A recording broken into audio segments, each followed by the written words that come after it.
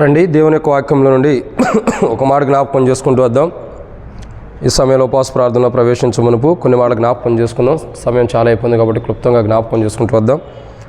కాబట్టి ఈ సంవత్సరం చివరిలో ఉండాం. చివరి 2023 సంవత్సరానికి చివరి శనివారం, ఆదివారం కూడా ఉంది కాబట్టి చివరి శనివారం. కాబట్టి దేవుని యొక్క వాక్యాన్ని జాగ్రత్తగా గమనించినట్లయితే ఈ చివరి యొక్క శనివారం మన జీవితాల్లో కూడా ఒక విషయంలో కూడా చివరిదే. ఏంటంటే సౌలు యొక్క జీవితం. ఇప్పటికే సౌలు యొక్క జీవితంలో ఎన్నో వారముల నుంచి మనం ధ్యానించుకుంటూ వస్తున్నాం. ఎన్నో ఒకటే రెండు కాదు, ఎన్నో వారముల గురించి సౌలు గురించి మనం ధ్యానించుకుంటూ వస్తున్నాం. చాలా విషయాలు మనం ధ్యానించుకున్నాం, కానీ చాలా వరకు కూడా దేవుని కృపను బట్టి లాగబడుతూ వచ్చింది. ఈ రోజుతో సౌలు యొక్క చరిత్ర కూడా ముగిపోతుంది. సంవత్సరం ఎలా ముగిస్తుందో సౌలు యొక్క జీవితంలో సౌలు కొరకు ఇశ్రాయేలు ప్రజలు చేయాల్సిన ఉపవాస ప్రార్థన, పోనీ సౌలు చేసుకోవాల్సిన ఉపవాస ప్రార్థన ఎప్పుడో ఏంటన్న దరిదాపు 8, 9, 10 వారాల దాకా మనం ధ్యానించుకుంటూ వచ్చాం ప్రతి శనివారం కుడియడంగా. కాబట్టి ఈ రోజుతో ముగిస్తుంది. సౌలు యొక్క జీవితంలో ఎప్పుడు సౌలు ఉపవాసం ఉండాలి? అప్పటివరకు ఇంతకుముందు ఇశ్రాయేలు ప్రజలు ఉండాల్సింది చూసాం. ఇప్పుడు ఎవరు ఉండాలా? సౌలు. ఎప్పుడు ఉపవాసం ఉండాలంటే ఒక మాట చదువుకున్నారండి. మొదటి సమూయేలు గ్రంథము 31వ అధ్యాయం. మొదటి సమూయేలు గ్రంథము 31వ అధ్యాయము 13వ వచనం. మొదటి సమూయేలు గ్రంథం 31వ అధ్యాయం 13వ వచనం. వారి శల్యములను తీసి ఎబేషులోనే పిచ్చుల వృక్షం కింద పాతిపెట్టి 7 దినములు ఉపవాసం ఉండిరి. ఎవరుండారు? ఎవరు 7 దినాలు ఉపవాసం ఉండారు? ఇశ్రాయేలు ప్రజలు. ఎన్ని దినములు? 7 దినములు. 7 దినములు ఉపవాసం ఉండారు. వారి జీవితాల గురించి 7 వారాలు మనం ధ్యానించుకుంటూ వచ్చాం. తర్వాత సౌలు గురించి ధ్యానించుకుంటూ వచ్చాం. ఈరోజు ముగింపులో ఏంటంటే మొదటి సమూయేలు గ్రంథం మనం చూసినట్లయితే 31వ అధ్యాయంలో 13వ వచనంలో ఉపవాసము. ఎవరు ఉండాలంటే సౌలు ఉపవాసం ఉండాలి. ఎవరు? సౌలు. అసలు సౌలు ఎప్పుడు ఉపవాసం ఉండాలి అంటే ఈ చివరి గడియల్లో ముగింపులో సౌలు ఉపవాసం ఉండాలి. ఎప్పుడు? ముగింపులో. ఇది సౌలు యొక్క జీవితం ముగింపు. దేవుడు సమయం ఇచ్చినప్పుడు సౌలు ఉపవాసం ఉండలా. సమయం ఇచ్చాడు దేవుడు, ఎంతో తరుణాన్ని ఇచ్చాడు, ఎంతో సమయాన్ని తరుణాన్ని ఇచ్చాడు. అప్పుడు సౌలు ఏం చేశాడు? ఉపవాసం ఉండలా. దేవుడు తనకి దరిదాపు 38 సంవత్సరాలు సమయం ఇచ్చాడు. 38 సంవత్సరాల్లో ఎప్పుడూ కూడా ఉపవాసం జీవితం రాలా. ఎందుకు రాలా? నిజమైన ఉపవాస ప్రార్థన జీవితం ఎందుకు రాలేదంటే సౌల్లో దేవుని గురించినటువంటి ఆత్మ తగ్గిపోయింది. నిజమైన ఉపవాస ప్రార్థన లేదు. ముగింపులోనన్నా ప్రార్థన చేసుకోవాలి, ముగింపులోనన్నా ఉపవాసం ఉండాలి. చివరి దినాల్లో ఉన్నాడు సౌలు, ముగింపు దినాల్లో ఉన్నాడు, అంతో రాబోతున్న సమయంలో ఉన్నాడు, ఇంకా కంప్లీట్ అయిపోతున్న దినాల్లో ఉన్నాడు, ఈ లోకం నుంచి తీసివేయబడబోతున్న దినాల్లో ఉన్నాడు. ముగింపులో ఉపవాస ప్రార్థన సౌలుకు అవసరం. సౌలుకే కాదు, ప్రతి మనిషికి కూడా ఉపవాస ప్రార్థన అన్నది అవసరం. మన జీవితాలు ఎలా ఉంటాయంటే మనం ముగింపులో ఉపవాస ప్రార్థన చేయలేం. ముగింపులో ఏం చేస్తాం? డాక్టర్ల వైపు, మనుషుల వైపు, ఏదో ఒక వైపు చూస్తాం. ప్రతిదానికి ఒక ముగింపు ఉంది. ఆ ముగింపులో దేవుని వైపు చూడాలి మనం. ఎందుకంటే ముగింపు అన్న దేవుడు తెలియపరుస్తాడు. ఇదిగో ముగింపు వస్తుంది, ఇదిగో ఇది ముగింపు వస్తుంది, ఇది చివరి వస్తుందని ప్రభు తెలియపరుస్తాడు. మనం ఏం చేయాలంటే ఆ ముగింపులో ఏం చేయాలా? ఉపవాసం ఉండాలి. సౌలు ముగింపులో, సౌలు ఎప్పుడు ఉపవాసం ఉండాలా? ముగింపు వస్తున్నప్పుడు, చివరి దినాలు వస్తున్నప్పుడు, చివరి గడియలు వస్తున్నప్పుడు, మరణపు గడియలు సమీపిస్తున్నప్పుడు, చివరి క్షణంలో మరో క్షణం తనకు ఉంటాడో లేదో తెలియదు, మరో కొత్త జీవితం తనకు ఉందో లేదో తెలియదు, కొత్తగా మళ్ళీ తను ఉంటాడో లేదో తెలియదు, కొత్త సంవత్సరంలో ప్రవేశిస్తాడో లేదో తెలియదు. ఉన్నప్పుడు ఏం చేయాలా? చివరి గడియల్లోనే ఉపవాసం ఉండాలి. సౌలు జీవితంలో అది లేదు. సౌలు యొక్క చరిత్ర మనం చూస్తే మొదటి సమూయేలు గ్రంథము 31వ అధ్యాయంలో 5 విషయాలు ఉన్నాయి. సౌలు అంతంలో ఉపవాసం ఉండాలి. అంతం ఎలా వచ్చింది సౌలుకి అంటే 5 విషయాలు ఉన్నాయి. వాటిని మనం ధ్యానించే మునుపు చిన్న ప్రార్థన చేసుకుందాం ప్రభు నడిపింపు కొరకై. ప్రేమ కలిగిన తండ్రి, పరిశుద్ధుడు అయిన దేవ వందనాలు. మా తండ్రి, ఈ యొక్క ఉదయకాల సమయ రీతిలో సంఘముగా నీ ప్రజలుగా చేరి నీ సన్నిధిలోకి వచ్చి ఉండగా జ్ఞాపకం చేసుకోండి తండ్రి. ఈ సమయంలో తండ్రి ఉపవాస ప్రార్థన కలిగి ఉంటున్నాం. ఇది సంవత్సరము చివరిది ఇది. కాబట్టి చివరి గడియల్లో మేము ఉండాం. ముగింపు గడియల్లో మేము ఉండాం, అంత్య దినాల్లో మేము ఉండాం. ఇది సంవత్సరం చివరిలో ఉంది, కానీ మేము కొత్త సంవత్సరంలోకి వెళ్తామో లేదో మాకు తెలియదు. ఎప్పుడు మా అంతమో మాకు తెలియదు. అది నీ కృప అయితేనే, నీ చిత్తమైతేనే మేము కొత్త సంవత్సరంలో ప్రవేశించగలుగుతాం. కాడు ప్రభా, ఈ యొక్క ఉదయకాల సమయంలో తండ్రి చివరి శనివారం రోజు ఈ ఉపవాస ప్రార్థనలో మీరు మాతో మాట్లాడండి తండ్రి. ఈరోజు మీరు మాతో మాట్లాడండి, మమ్మల్ని సంధించండి, దర్శించండి. సౌలు అంతంలో, సౌలు ముగింపులో, సౌలు యొక్క జీవితంలో ప్రార్థన చేసుకోలేకపోయాడు, ఉపవాస ప్రార్థన లేదు. అందుకే సౌలుకి అంతం అకస్మాత్తుగా వస్తుంది, భయంకరమైన విధానంలో వస్తుంది. అట్టి అంతం మాకు రాకూడదు. అట్టి అంతం రాకోకుండా ఉండాలంటే సరి చేసుకోవాలి, ఉపవాస ప్రార్థన అవసరం. అట్టి ఉపవాస ప్రార్థన సరిచేయబడినటువంటిది. ఉగ్రత నుండి, శాపం నుండి, మరణం నుండి తప్పించబడే ఉపవాస ప్రార్థన మీరు మాకు దయచేయమని, అట్టి ఉపవాస ప్రార్థన జీవితం మేము కలిగి ఉండటానికి ఈరోజు మాకు సహాయం చేయమని. దేవ, ఇక్కడ కూర్చున్నని ప్రజలకు వాక్యం అందిస్తానికి అర్హత లేనివాడిని, నన్ను క్షమించండి. నాకు జ్ఞానం లేదని ఒప్పుకుంటున్నా, క్షమించండి. మానవుని జ్ఞానం సరిపోదని ఒప్పుకున్న వాక్యం ధ్యానించడానికి నీ జ్ఞానం అవసరం. తెరవబడిన ఆకాశం మాకు అనుగ్రహించి, ఆకాశం మీ పడజాలంత విస్తారం, నీ పరిశుద్ధాత్మ పడజాలంత విస్తారమని నీ పరిశుద్ధాత్మ అభిషేకించండి. మాకు కాదు యెహోవా, మాకు కాదు నీ కృపాసత్వం, నీ నామన మహిమ కలుగును గాక. నీ ప్రజల పక్షాన నీకున్న దయ చొప్పున దయతో నన్ను జ్ఞాపకం చేసుకోండి. శత్రుకార్యాలు లయపరచండి, ఏ ఆటంకాలు జరగకుండా కాపాడండి. ఈ రీతిలో ప్రభావ పిల్లలు కూడా ప్రభావ, మరి యవనస్తులు కూడా ప్రభావ, మరి చెరువు దగ్గరికి వెళ్ళి మ్యాట్స్ అయ్యాన్ని క్లీన్ చేస్తున్నారు, వారికి ఏ టాపాయిలకి ఇల్లు జరగకుండా సాయం చేయండి. దేవా, ఇక్కడ ఈ కూడికి ఎంతో దీవించమని, నాతో మాతో మీరు మాట్లాడమని, మా అందరి చుట్టూ అక్కడ ఉండే వారికి మాకును కంచివేయమని, ఈ దినం ప్రభా సౌలు లాంటి నష్టం మేము తెచ్చుకోవడం కాపాడమని ప్రభు యేసు క్రీస్తు నామం పేరటి విశ్వాసంతో ప్రార్థిస్తున్నాం తండ్రి, ఆమేన్. దేవుని యొక్క వాక్యాన్ని జాగ్రత్తగా గమనించినట్లయితే ఒక మాట రాయబడుతూ వచ్చింది. ఏంటి ఈ మాట అంటే, సౌలు యొక్క జీవితంలో, సౌలు జీవితం కొరకై ఇశ్రాయేల్ ప్రజలు ఉపవాసం ఉండేవారు ఉంటున్నారు. ఇశ్రాయేల్ ప్రజలు ఏం చేస్తున్నారు? ఉపవాసం ఉంటున్నారు. వాస్తవానికి సౌలు కొరకు ఇశ్రాయేల్ ప్రజలు ఉంటున్నారు, అది మనం చూసేసాం, కొన్ని వారాలు చూసాం. ఇప్పుడు సౌలు ఉండాలి. ఎందుకు? అంతం వస్తుంది. ఏమొస్తుంది? అంతము, ముగింపు వస్తుంది. ముగింపు వచ్చేటప్పుడు, ముగింపు అంటే దేనికి వస్తుంది? తన జీవితానికి ముగింపు వస్తుంది. దేనికి? తన జీవితానికి. తన జీవితానికి ముగింపు వచ్చేటప్పుడు సౌలు ఏం చేయాలి తెలుసా? రండి, ముగింపు అసలు ఎలా వస్తుంది?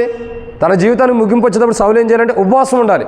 అసలు ముగింపు ఎలా వస్తుందంటే, రండి దేవుని యొక్క వాక్యాన్ని చూసినట్లయితే మొదటి సమూయేలు గ్రంథం 31వ అధ్యాయం 2వ వచనం. మొదటి సమూయేలు గ్రంథం 31వ అధ్యాయం 2వ వచనం. సౌలును అతని కుమారులను తరుముచు యోనాతానును అభినదాబును మిల్కీషువాను అను సౌలు యొక్క కుమారులను హతము చేసిరి. 3 యుద్ధంలో సౌలు ఓడిపోచుండగా చాలక్క. కాబట్టి మొట్టమొదటిగా సౌలు యొక్క జీవితంలో అంతం వస్తుంది. ఈ అంతం ఎప్పుడు కనపడుతుందంటే ఓటమి. ఎప్పుడు? ఓడిపోతున్నాడంట. ఒక మనిషికి అంతం ఎప్పుడంటే ఓడిపోయినప్పుడే. ఒక క్రైస్తవ జీవితంలో, ఒక విశ్వాస జీవితంలో సాతాను చేతిలో ఎప్పుడైతే మనం ఓడిపోతామో అప్పుడే మన అంతం వచ్చేస్తున్నట్లు, అప్పుడే మన అంతం వస్తున్నట్లు. ఒక విశ్వాస జీవితంలో ఉన్నప్పుడు, ఒక క్రైస్తవ జీవితంలో ఉన్నప్పుడు అన్నిటినీ జయించుకుంటూ మనం వెళ్ళాలి. అన్నిటినీ జయించుకుంటూ వెళ్ళాలి. ప్రతిదాన్ని కూడా జయించే జీవితం మనకు ఉండాలి. ప్రతిదీ కూడా ఓడించే జీవితం మనకు ఉండాలి. ప్రతిదీ కూడా జయించాలి. శోధనలు జయించలేకపోయినా, శత్రుదాలు వచ్చే కార్యాలు జయించలేకపోయినా, అవమానాలు జయించలేకపోయినా, నిందలు జయించలేకపోయినా, ఏటినైనా సరే మనం వేటినైనా జయించలేకపోతున్నామంటే అది మన యొక్క నష్టమే, మన అంతమే. అది ప్రతి విశ్వాసి గమనించాల్సింది ఏంటంటే, ప్రతి విశ్వాసి తన జీవితంలో గమనించుకోవాల్సిన ఒక ప్రాముఖ్యమైన విషయం ఏంటంటే, అంతం వచ్చేటప్పుడు మనకు ఓటమి వస్తుంది. ఏమొస్తుంది? ఓటమే. మన అంతం వస్తుందంటే, మన ముగింపు వస్తుందంటే మనకు ఓటమి వచ్చిద్ది. ఏమొస్తుంది? ఓటమి. సౌలు జీవితంలో ముగింపు ఎలా వస్తుంది తెలుసా? ఓటమి వస్తుంది. మొదట ఓటమి రావటంతోనే ఫిలిష్తీయులతో యుద్ధం చేస్తున్నప్పుడు, ఫిలిష్తీయులు ఇశ్రాయేల్ని ఓడిస్తున్నప్పుడు, ఇశ్రాయేల్ ఫిలిష్తీయులు ఎదుట నిలవలేకపోయినప్పుడు ఓటమి అన్నది వచ్చేస్తుంది. ఓటమి అనేది వచ్చేస్తుంది. ఓటమి వచ్చినప్పుడు మన అంతం కూడా వచ్చేసిద్ది. ఈ లోకంలో మన క్రైస్తవ జీవితంలో, విశ్వాస జీవితంలో మనం సాతాన్ని జయించలేనప్పుడు, ఏ విషయంలో కూడా సాతాన్ని జయించలేనప్పుడు, సాతాని పైన మనం యుద్ధం చేసినప్పుడు, సాతాని మీద గెలవలేనప్పుడు, సాతానుతో యుద్ధం చేసి మనం గెలవలేకపోతున్నామంటే ఓటమి వస్తున్నట్లే. ప్రతి క్రైస్తవుడికి ఓటమి వచ్చిందంటే అది మన అంతం అని గుర్తుంచుకోవాలి. అది మన అంతం. చాలామంది యొక్క జీవితాల్లో ఓటమిని జీర్ణం చేసుకోలేరు. కానీ ఓటమి వచ్చిందంటే అర్థం ఏంటి తెలుసా? మన అంతము. ఒక్కొక్కసారి ఓటమి వచ్చిందంటే మనకు మంచి కొరకే. కానీ ఇక్కడ సౌలు యొక్క జీవితంలో శత్రువులతో యుద్ధం చేస్తున్నాడు, శత్రువులతో పోరాడుతున్నాడు, గొప్ప యుద్ధం చేస్తున్నాడు. కానీ యుద్ధంలో ఏమొస్తుంది? ఓటమి వస్తుంది, ఓడిపోతున్నాడు. శత్రువుతో యుద్ధం చేసేటప్పుడు ఓడిపోతున్నాడంటే అర్థం ఏంటి? అంతం వస్తుందని అర్థం. పూర్వ దినాల్లో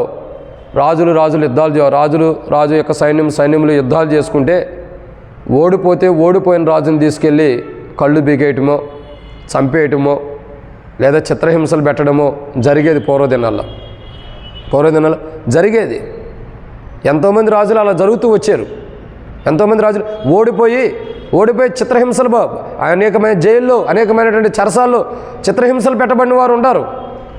ఓటమి అన్నది చాలా నష్టం. ఓటమి అనేది చాలా నష్టం, చాలా కీడు తెచ్చేది కూడా. మన అంతానికి ఆరంభమైంది ఓటమి, మన అంతానికి ఆరంభమైనది. విశ్వాస జీవితంలో, క్రైస్తవ జీవితంలో ఎప్పుడూ ఓటమి రాకూడదు. శత్రువుని ప్రతిరోజు మనం జయించాలి, శత్రు క్రియలను జయించాలి, శత్రు యొక్క ఆలోచనలు జయించాలి.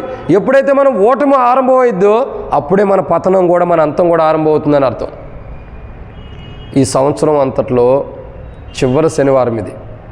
ఈ సంవత్సరం అంతట్లో మనం ఎంతవరకు శత్రువుని జయిస్తూ వచ్చాం? శత్రువుని ఓడించామా, మనం ఓడిపోతూ వచ్చామా? శత్రువుని ఓడించాం, మనం ఓడిపోతూ వస్తున్నామా? ఈ క్రైస్తవ జీవితంలో, విశ్వాస జీవితంలో, విశ్వాసులు కూడా మన జీవితాల్లో, ప్రార్థనా జీవితం కలిగి ఉన్న మన జీవితాల్లో, ఆత్మీయంగా అనుకుంటున్న మన జీవితాల్లో, ఇంకా దేవుని బిడ్డలు అనుకుంటున్న మన జీవితాల్లో, దైవ చిత్తానుసారంగా ఉన్నామని అనుకుంటున్న మన జీవితాల్లో ఈ సంవత్సరం అంతా సాతాన్ని జయించగలిగామా, లేదా సాతాను దగ్గరే ఓడిపోయామా? ఏదో ఒక రీతిలో సాతానుడు ఓడగొడతాడు. సాతాను కంటే బలవంతుడు ఎవరు? ప్రభువే. మన ప్రభువైన యేసుక్రీస్తు ప్రభువే సాతాను కంటే బలవంతుడు. ఒక్కొక్కసారి బలవంతుడి దగ్గరికి రాలేక సాతాను ద్వారా ఓటమి పొంది నష్టపోయిన అనుభవాలు మనలో చాలా ఉంటాయి. బైబిల్ చెప్పే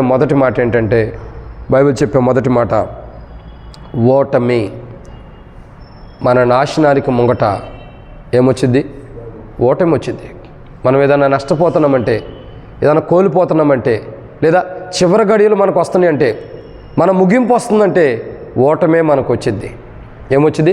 ఓటమి. యుద్ధానికి వెళ్ళినప్పుడు అనేక మంది ఎందుకు చనిపోతారు? యుద్ధం చేసే సోల్జర్స్ ఎందుకు చనిపోతారు? ఎందుకు చెప్తున్నారు? ఓటమి రాబట్టే. ఓటమి లేకపోతే గెలుస్తున్నట్టే కదా, బ్రతుకుంటారు కదా. ఓటమి ద్వారా ఏమొస్తుంది? మరణం వస్తుంది, అంతం వస్తుంది. ఒక వ్యక్తికి అంతం వస్తుందంటే మొదట ఓటమే. ఏమొస్తుంది? ఓటమి, ఓడిపోవటం, ఫెయిల్ అయిపోవటం, అంతానికి ఆరంభం.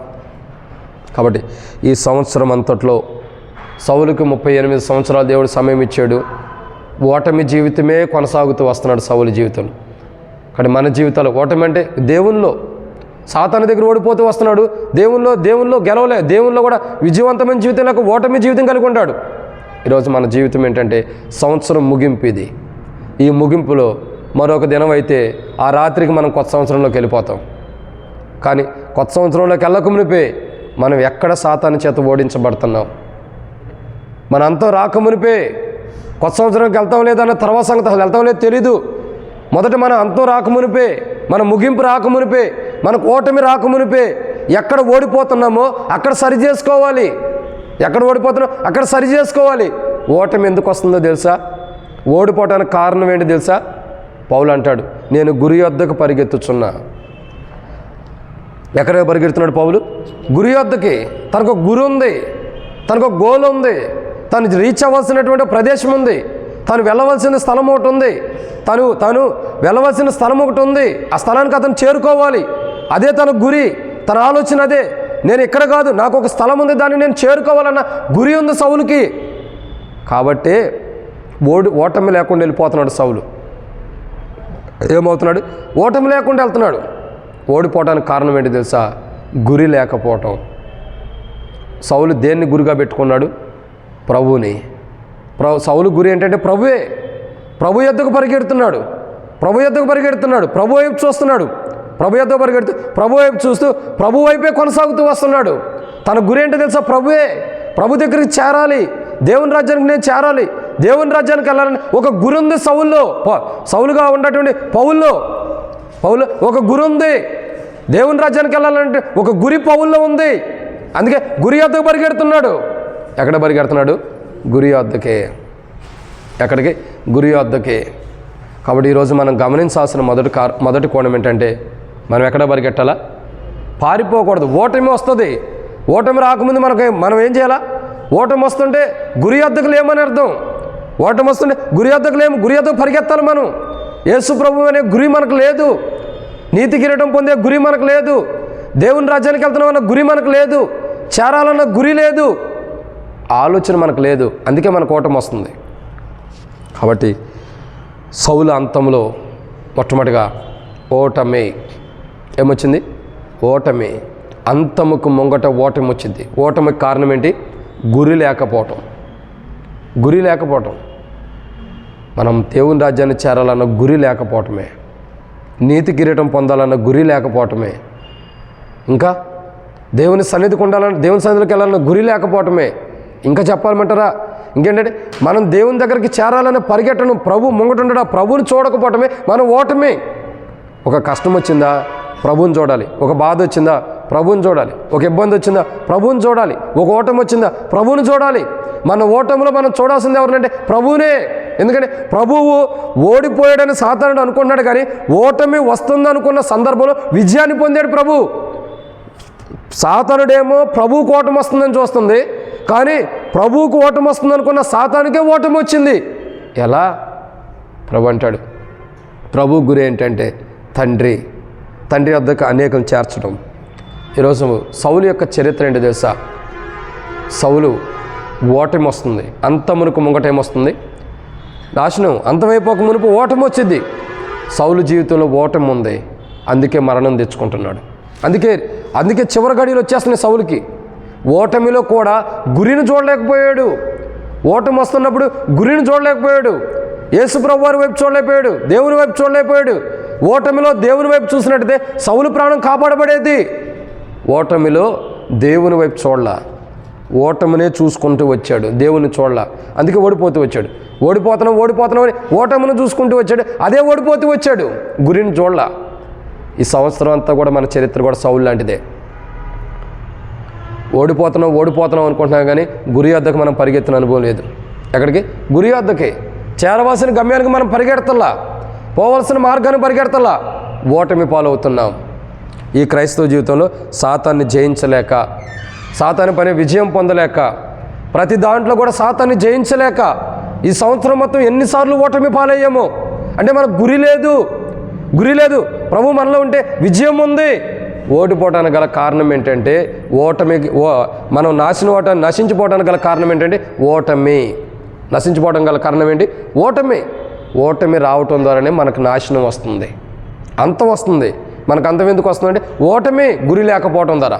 సౌల్లో గురి లేదు కాబట్టి ఓడిపోయాడు, కాబట్టి నా అంతం వచ్చేసింది. ఇది అంతము. ఈ సంవత్సరాన్ని చివరి కూడా. కాబట్టి మనం ఎక్కడ ఓడిపోతున్నామో సరి చేసుకోవాలి. సాతాను ద్వారా ఎక్కడ ఓడిపోతున్నామో, శత్రువు ద్వారా ఎక్కడ ఓడిపోతున్నామో ఆ ఓటమిలో ప్రభు వైపు చూద్దాం. ఇప్పటివరకు ఎన్నోసార్లు ఓడిపోయి ఉంటాం, ఎన్నోసార్లు నశించిపోయి ఉంటాం. ఇప్పుడు ప్రభు వైపు చూస్తే ఓటమిలో కూడా ప్రభు ఈ సంవత్సరం విజయాన్ని ఇస్తాడు. వచ్చే సంవత్సరం సరి చేసుకుందాం. ఎక్కడ ఓటమిలో ఉన్నాం అది సరి చేసుకుని గురి వద్దకు చూద్దాం. ఈ ఉపవాస ప్రార్థన ద్వారా సౌలుకు లేని గురి మనం కలిగి ఉందాం. సౌలుకు ఓటమి వస్తుందంటే కారణం ఏంటి? గురి లేదు. కాబట్టి మనకు కూడా ఓటమి వస్తుంది అంటే మనకు గురి లేదు. ఇప్పుడు గురి కలిగి ఉందాం. నూతన సంవత్సరంలో ఓటమి లేని వారిగా ప్రవేశిద్దాం.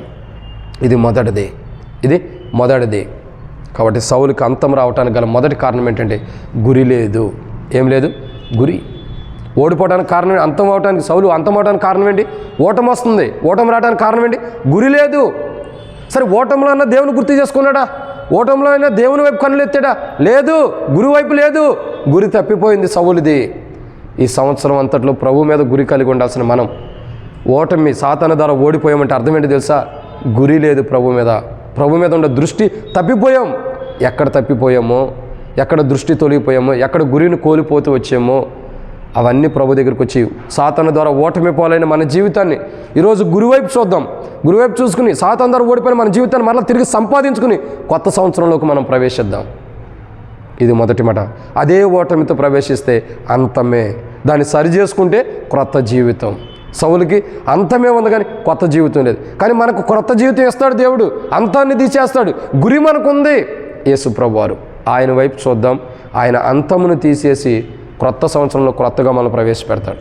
ఇది మొదటిది. 2 మొదటి సమూయేలు గ్రంథం 31వ అధ్యాయం 3వ వచనం.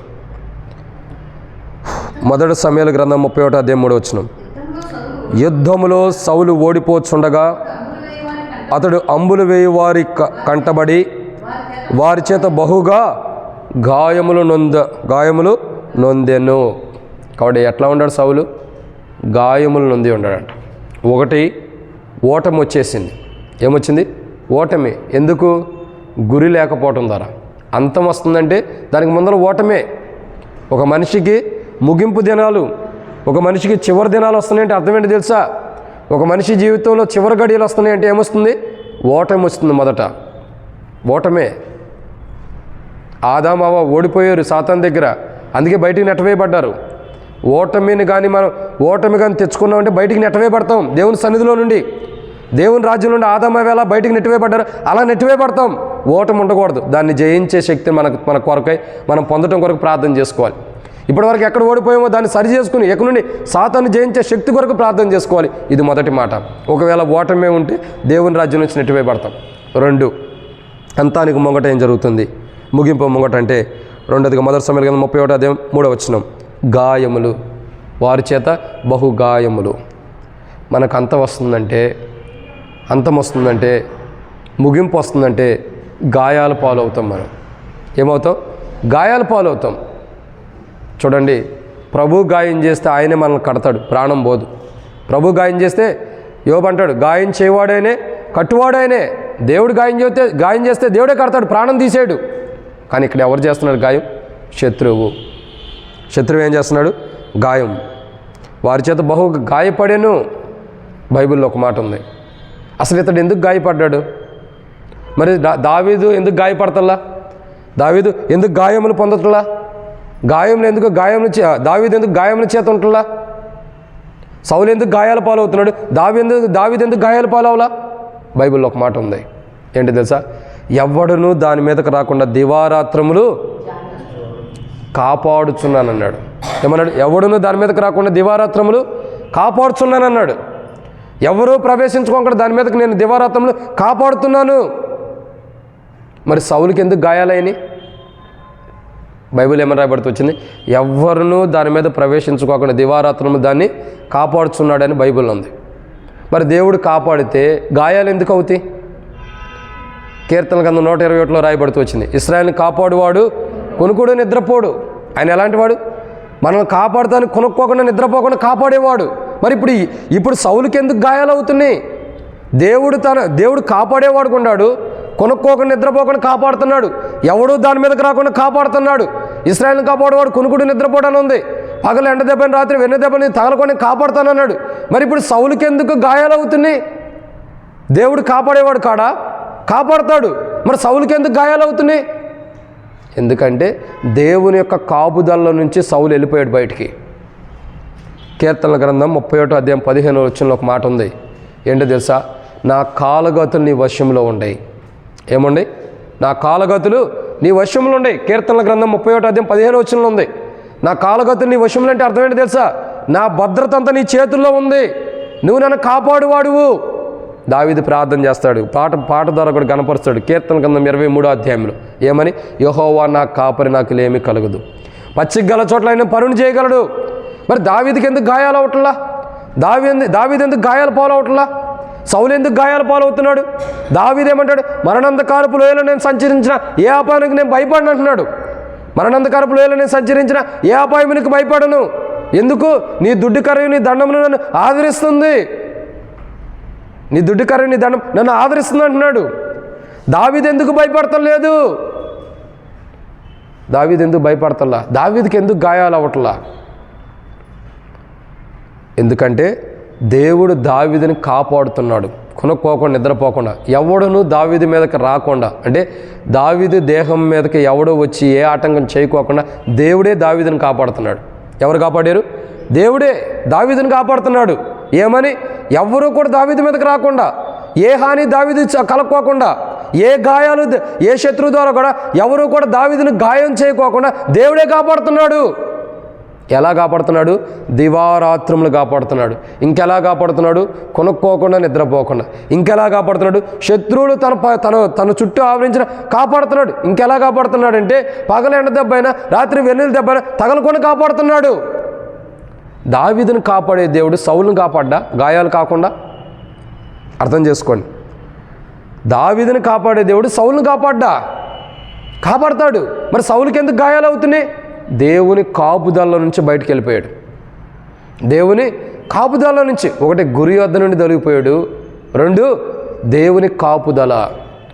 దేవుడు ఏదైతే కాపాడుతున్నాడో ఎవడూ రాకుండా, కొనుక్కోకుండా నిద్రపోకుండా, పగలు ఎండ దెబ్బ రాత్రి వెన్నెల దెబ్బ తగలకోకుండా దేవుడు ఎలా కాపాడుతున్నాడో ఆ కాపుదల నుంచి వెళ్ళిపోయాడు. కీర్తన గ్రంథం 31వ అధ్యాయం 15 వచ్చిన ఎందుకంటున్నారు తెలుసా? కీర్తనకారుడు అంటాడు, నా కాలుగతులన్నీ నీ వశంలో ఉండవి, అంటే నా భద్రత అంతా నీ చేతుల్లో పెడుతున్నా, నువ్వే నన్ను కాపాడు. దేవుని చేతిలో ఉన్న సౌలు, దేవుని ద్వారా భద్రపరచబడాల్సిన సౌలు, దేవుని ద్వారా కాపాడబడాల్సిన సౌలు ఎందుకు గాయాలు పొందాడు? ఎందుకంటే దేవుని భద్రతలో నుంచి బయటకు వచ్చేసాడు. దేవుని భద్రత మనకు అర్థమయ్యే రీతిలో చెప్పాలంటే, దేవుడు తన చేతిలో సౌలుని పెట్టుకున్నాడు భద్రపరచటానికి, జాగ్రత్తగా కాపాడటానికి తన చేతిలో సౌలుని పెట్టుకున్నాడు. సౌలుకి ఏం జరగకోకుండా, ఏ కీడు జరగకుండా, ఏ అపాయం జరగకుండా తన అరచేతిలో పెట్టుకుంటూ వచ్చాడు. ఎవరిని? సౌలుని. అదే యెషయా గ్రంథం 43వ అధ్యాయం 19 వచ్చిన మనం చూస్తున్నాం. అక్కడ చూసినట్టయితే అదే మాట రాయబడుతూ వచ్చింది. ఏమని? దేవుని యొక్క వాక్యం చూసినట్టయితే చూడండి, యెషయా గ్రంథము 49వ అధ్యాయం 16వ వచనం. చూడుము, నా అరచేతుల మీద నిన్ను చెక్కి ఉన్నాను. ఎక్కడున్నాడు? అరచేతిలో. ఎవరి అరచేతుల్లో? దేవుని అరచేతుల్లో ఉన్నాడు. దేవుని అరచేతుల్లో ఉన్నప్పుడు దేవుడు సౌలుని కాపాడ్డా? గాయం కాకుండా కాపాడ్డా? కాపాడతాడు. మరి ఎందుకు గాయాల పాలయ్యాడు? ఆయన అరచేతిలో నుంచి వెళ్ళిపోయాడు బయటికి. అర్థమయ్యేటట్టు చెప్పమంటే ఒక తండ్రికి 2 కుమారులు ఉంటారు. పెద్దవాడైన తండ్రి దగ్గర ఉన్నాడు, చిన్నవాడైన చెడు స్నేహితులతో సావాసం ఉన్నాడు. స్నేహితులు మాటలిని ఏం చేశాడు? ఉన్నదంతా ఆస్తి అంతా తండ్రి దగ్గర గొడవాడి తీసుకెళ్ళిపోయాడు. వెళ్ళిపోయి ఏం చేశాడు? చివరికి స్నేహితులు మాటలు విని వ్యాపారం చేశాడు, జూతమాడే, రై చేసి డీ చేశాడు, నష్టపోయాడు. చివరికి పందులు తినేట్టు పట్టు తినబోతున్నాడు. అంటే అర్థమవుతుందా? తండ్రి దగ్గర ఉన్నప్పుడు జాగ్రత్తగానే ఉన్నాడు.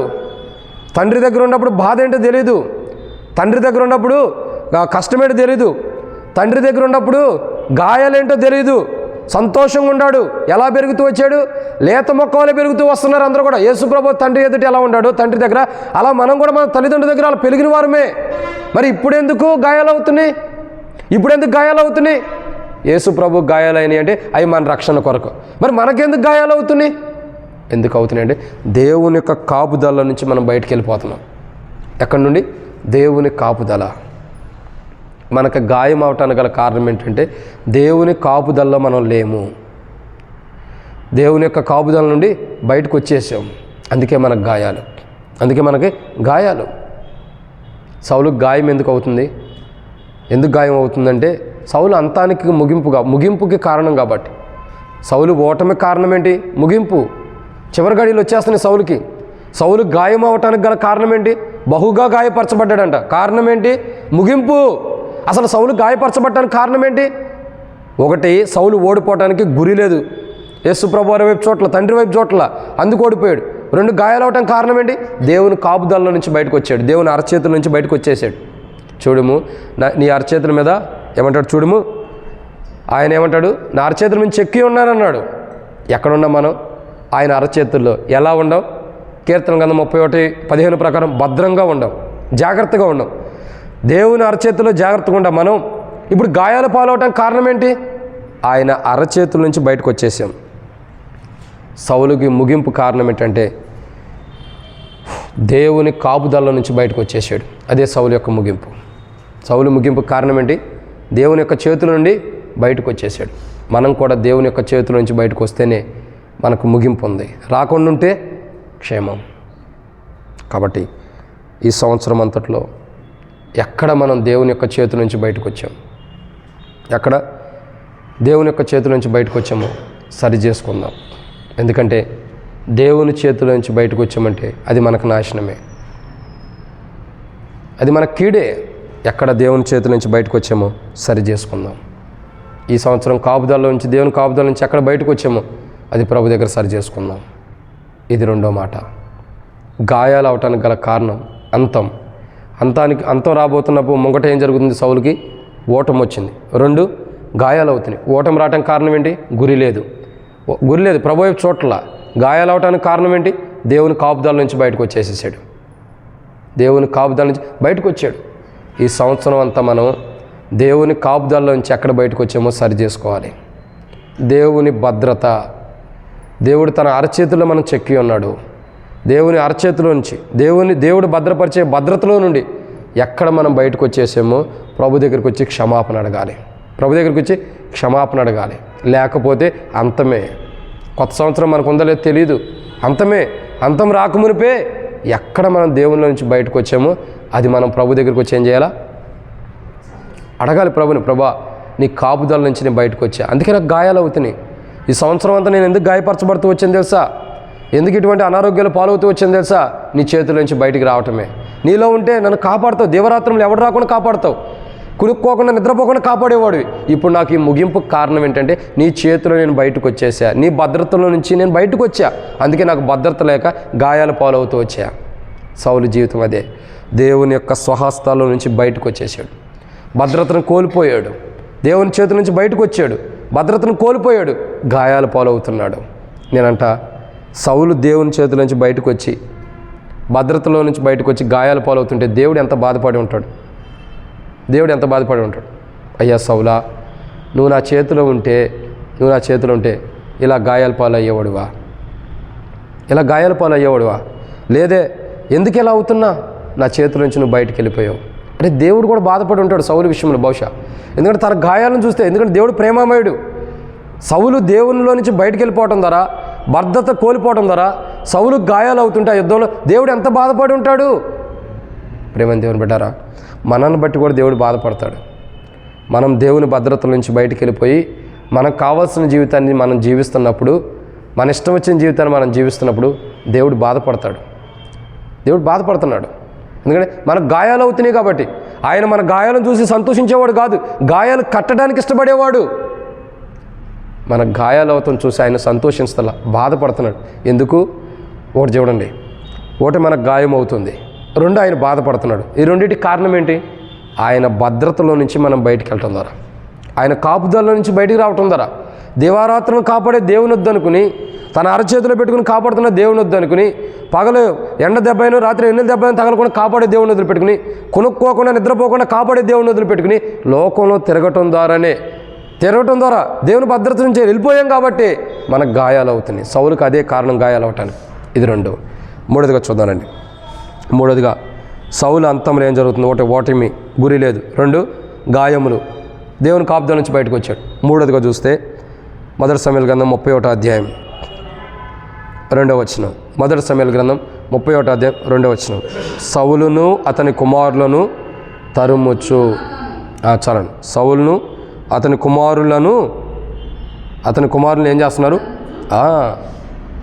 శత్రువు ద్వారా తరమబడుతున్నప్పుడే సౌలు జీవితంలో ఏమైపోయింది? శత్రువు ద్వారా తరమబడుతున్నప్పుడు సౌలు జీవితంలో నాశనం అన్నది వచ్చేస్తుంది, అంతం అన్నది వచ్చేస్తుంది.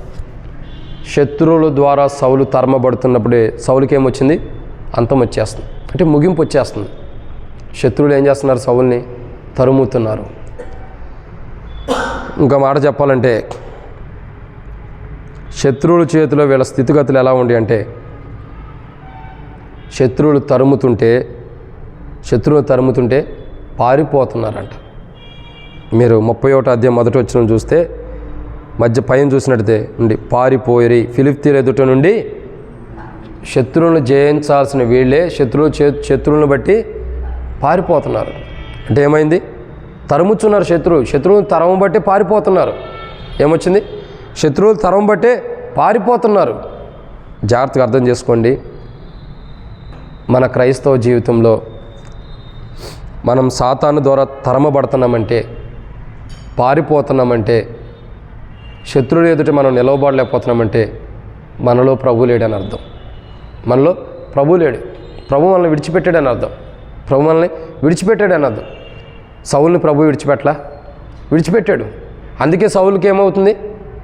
శత్రువులు తరమబడుతున్నారు, శత్రువుల చేత తరమబడుతున్నారు, పారిపోతున్నారు కూడా. సౌలు యొక్క జీవితంలో కుటుంబీకులు కానీ ఎవరైనా ఎందుకు ఆ తరముతున్నారు? ఎందుకు ఆ పారిపోయే జీవితం వచ్చింది? ఎందుకు అలా పారిపోతున్నారు? శత్రువులను ఎదిరించాల్సిన వాళ్ళు, శత్రువులను జయించాల్సిన వారు ఇప్పుడు ఎందుకు ఓటమి పాలై పారిపోతున్నారు? శత్రువుల ద్వారా ఎందుకు తరమబడుతున్నారు? ఎందుకు పారిపోతున్నారంటే, ఎందుకు పారిపోతున్నారు? దేవుడు విడిచిపెట్టాడు. దేవుడు విడిచిపెట్టేశాడు. దేవుడు సౌలుని విడిచిపెట్టాడు. దేవుడు సౌలును మాత్రమే విడిచిపెట్టలా, సౌలు కుమారులను కూడా విడిచిపెట్టేశాడు దేవుడు. సౌలు కుమారులను కూడా ఎందుకు విడిచిపెట్టాడు? సౌలుని బట్టి సౌలు కుమారులను కూడా విడిచిపెట్టేశాడు దేవుడు.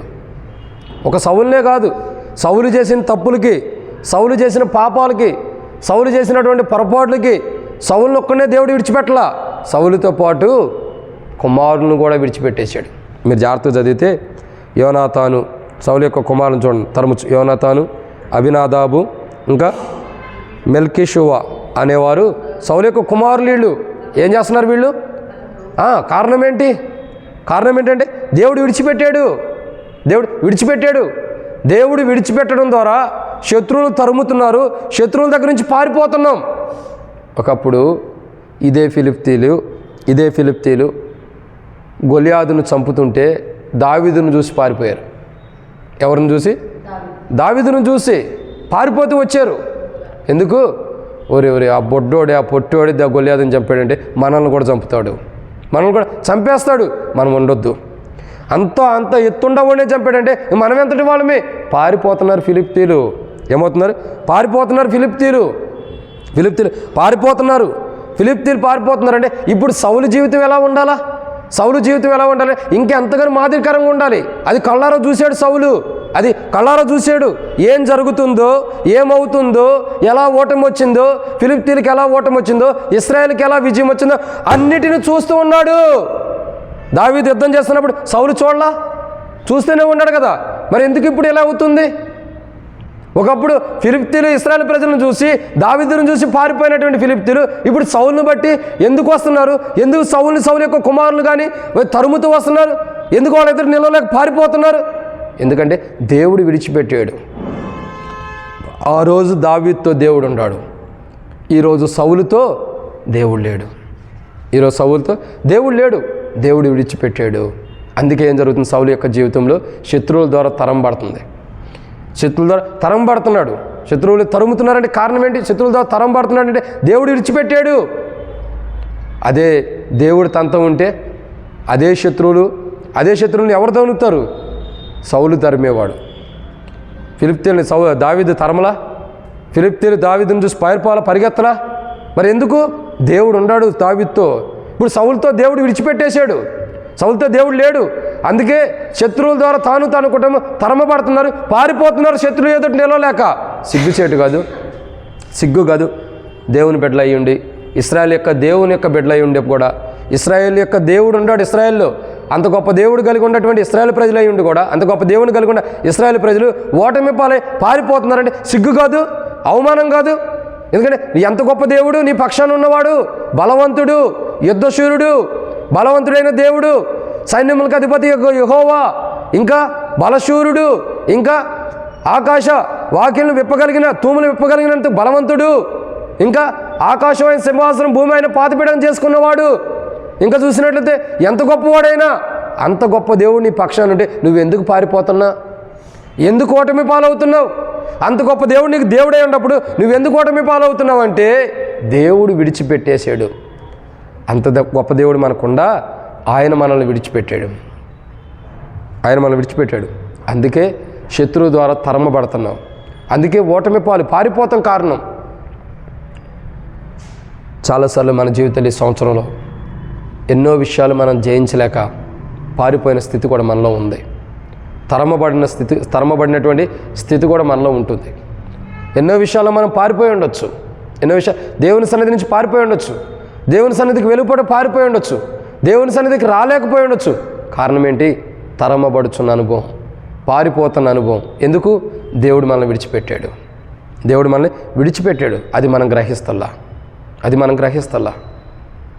అది మనం గ్రహించుకోవాలి. దేవుడు మనల్ని విడిచిపెట్టాడు, అందుకే మనం దేవుని సన్నిధిలో ఉండలేకపోతున్నాం.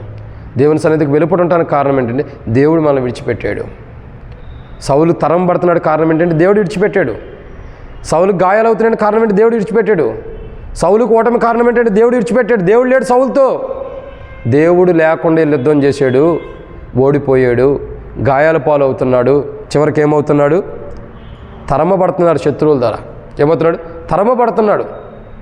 దేవుడు లేకుండా యుద్ధం చేస్తే ఓటమి వచ్చేసింది, తర్వాత గాయాలు వచ్చినాయి, తర్వాత చూస్తే తరమబడుతున్నాడు. శత్రువుల ద్వారా తరమబడి పారిపోతున్నాడు.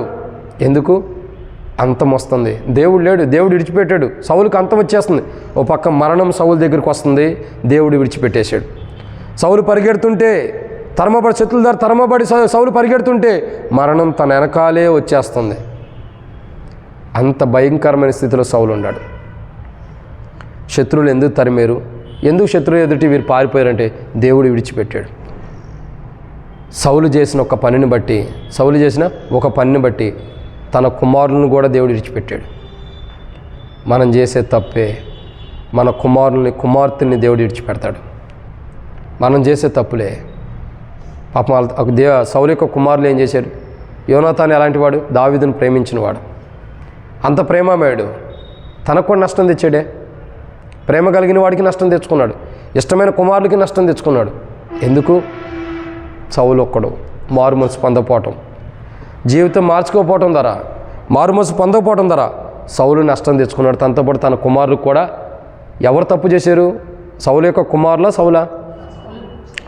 చేసింది సౌలే, కానీ నష్టం ఎవరికి వచ్చింది? సౌలుతో పాటు అందరికి వచ్చింది. చాలా విషాదం. మనకు అర్థం కాదు, మనకి ఇంకా అర్థం కావట్లా. మనం చేసిన తప్పే మన కుటుంబానికి నష్టం వచ్చింది. అది ఏ రీతిలో వచ్చిందో తెలీదు, దేవుని సన్నిధికి, దేవుని మందిరానికి, దేవుని యొక్క రాజ్యానికి, దేవుని యొక్క వనమునకు మనం ఎప్పుడైతే వేరుగా ఉంటామో, లేదంటే దూరం వెళ్ళిపోతామో, తరమబడిన అనుభవం ఉంటామో, పారిపోతామో, అప్పుడే మనకి దేవుడు మనం విడిచిపెట్టాడని అర్థం. తద్వారా ఏం జరుగుతుంది? మనం కాదు ఓటమి పాలయ్యేది, మనం కాదు గాయాలయ్యేది, మనం కాదు తరమబడి పారిపోయేది, మనతో పాటు మన కుటుంబీకులు కూడా. సౌలు చేసిన తప్పు కుమారులకి నష్టం వచ్చింది. ఒకడు కూడా మిగలపోకుండా కుమారులు నాశనం అయిపోతున్నారు. ఎవరు చేశారు తప్పు? సౌలు. ఈ సంవత్సరం అంతట్లో మనం ఏ తప్పులు చేస్తున్నామో, మనం చేసే తప్పే మన కుటుంబానికి ఓటమి. మనం చేసే తప్పులే, ఎవరు కాదు, మనం చేసే తప్పులే మన కుటుంబానికి ఓటమి. ఓడిపోవటము, గాయాలు అవటము, తరమబట్టడానికి కారణం ఏంటి? మనం చేసే తప్పులే. మనం ఏ తప్పు చేస్తామో తద్వారానే మనం తరంబడతాం.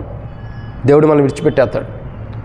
కాబట్టి దేవుడు విడిచిపెట్టిన అనుభవం వస్తే ఎవడో మనల్ని రక్షించలేడు, ఎవరో కూడా రక్షించలేరు.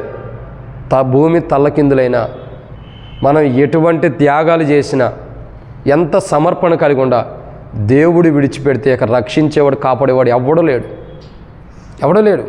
కాపాడగలిగేవాడు ఎవడైనా ఉండడా? లేరు. దేవుడే విడిచిపెడితే దేవుని యొక్క కృపను బట్టి, దేవుని కుమారుని బట్టి మనం రక్షిస్తున్నాడు. ఆ దేవుని కుమారుని బట్టి మనం విడిచిపెట్టేస్తే చాలా కష్టం. శత్రువుల ద్వారా తరంబడతాం, పారిపోతాం, ఉండలేం. ఎందుకు? దేవుడు విడిచిపెట్టేస్తున్నాడు. తర్వాత నష్టం కూడా వస్తుంది. అది రాకూడదు. శత్రువుల ద్వారా తరమబడకూడదు, పారిపోకూడదు మనం. ఎందుకంటే నిలవబడాలి. శత్రువు ఎన్ని కార్యాలు చేసినా నిలవబడాలి. దావీదులాగా నిలవబడాలంటే దేవుడు మనతో ఉండాలి. దేవుడు మనతో ఉండాలంటే దేవునిలో మనం ఉండాలి. మనకు అంతం రాదు అప్పుడు. కాబట్టి దావీదు ఒక మాట అంటాడు, లోకులందరూ పోవాల్సిన మార్గాన్ని నేను పోతున్నాను అన్నాడు. ఎలా పోయాడు దావీదు? అంతం వచ్చి పోయాడా? ముగింపు వచ్చి పోయాడా? శత్రువు ద్వారా వచ్చిన క్రియలను బట్టి పోయాడా? లేదు. లోకులందరూ ఎలా తన పితరులు తన తండ్రి చేర్చబడ్డాడు, అలా చేర్చబడ్డాడు. అది కావాలి మనకి. కొత్త సంవత్సరంలోకి మనం అలా చేర్చబడాలి. సంతోషంగా వెళ్ళాలి. విశ్వాసులు అందరూ దేవుని బిడ్డలు ఎలా వెళ్తారు అలా కొత్త సంవత్సరంలోకి వెళ్ళాలి. లోకస్తుల్లాగా ఎట్టబడితే అట్ట వెళ్ళకూడదంటే ఏం చేయాలా? సరి చేసుకోవాలి. దేవుడు విడిచిపెట్టుంటే సరి చేసుకో. ఈరోజన్నా ప్రభా నన్ను నువ్వు విడిచిపెట్టావు, అందుకే నాకు శత్రువులు నన్ను తరుముతున్నారు, నేను పారిపోవడానికి కారణం అదే, ఓటమికి కారణం అదే, గాయాలవడానికి కారణం అదే, నువ్వు నన్ను విడిచిపెట్టావు, నా అంతం వస్తుంది.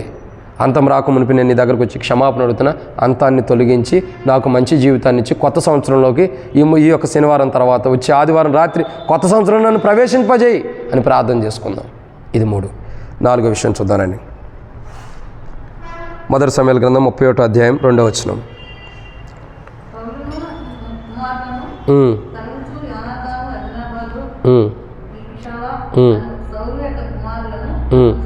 చాలక్క. కాబట్టి 4వదిగా సౌలు యొక్క కుమారులు ఏం చేయబడ్డారు? సౌలు యొక్క కుమారులు హతము చేయబడుతూ వచ్చారు. ఎవరెవరు?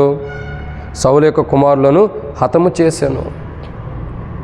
హతము చంపబడుతూ వస్తున్నారు. ఏమవుతున్నారు? చంపబడుతూ వస్తున్నారు. ఎవరు? కుమారులు. కుమారులు ఎందుకు చంపబడుతూ వస్తున్నారు? ఎందుకు చంపబడుతున్నారు? కుమారులు ఎవరు? యెహోవా అనుగ్రహించు స్వాస్థ్యము, బహుమానమే ఎందుకు పోగొట్టుకుంటున్నాం మనం? సౌలుకు బహుమానాలు ఎవరు? కుమారులే బహుమానాన్ని సౌలు పోగొట్టుకుంటున్నాడు.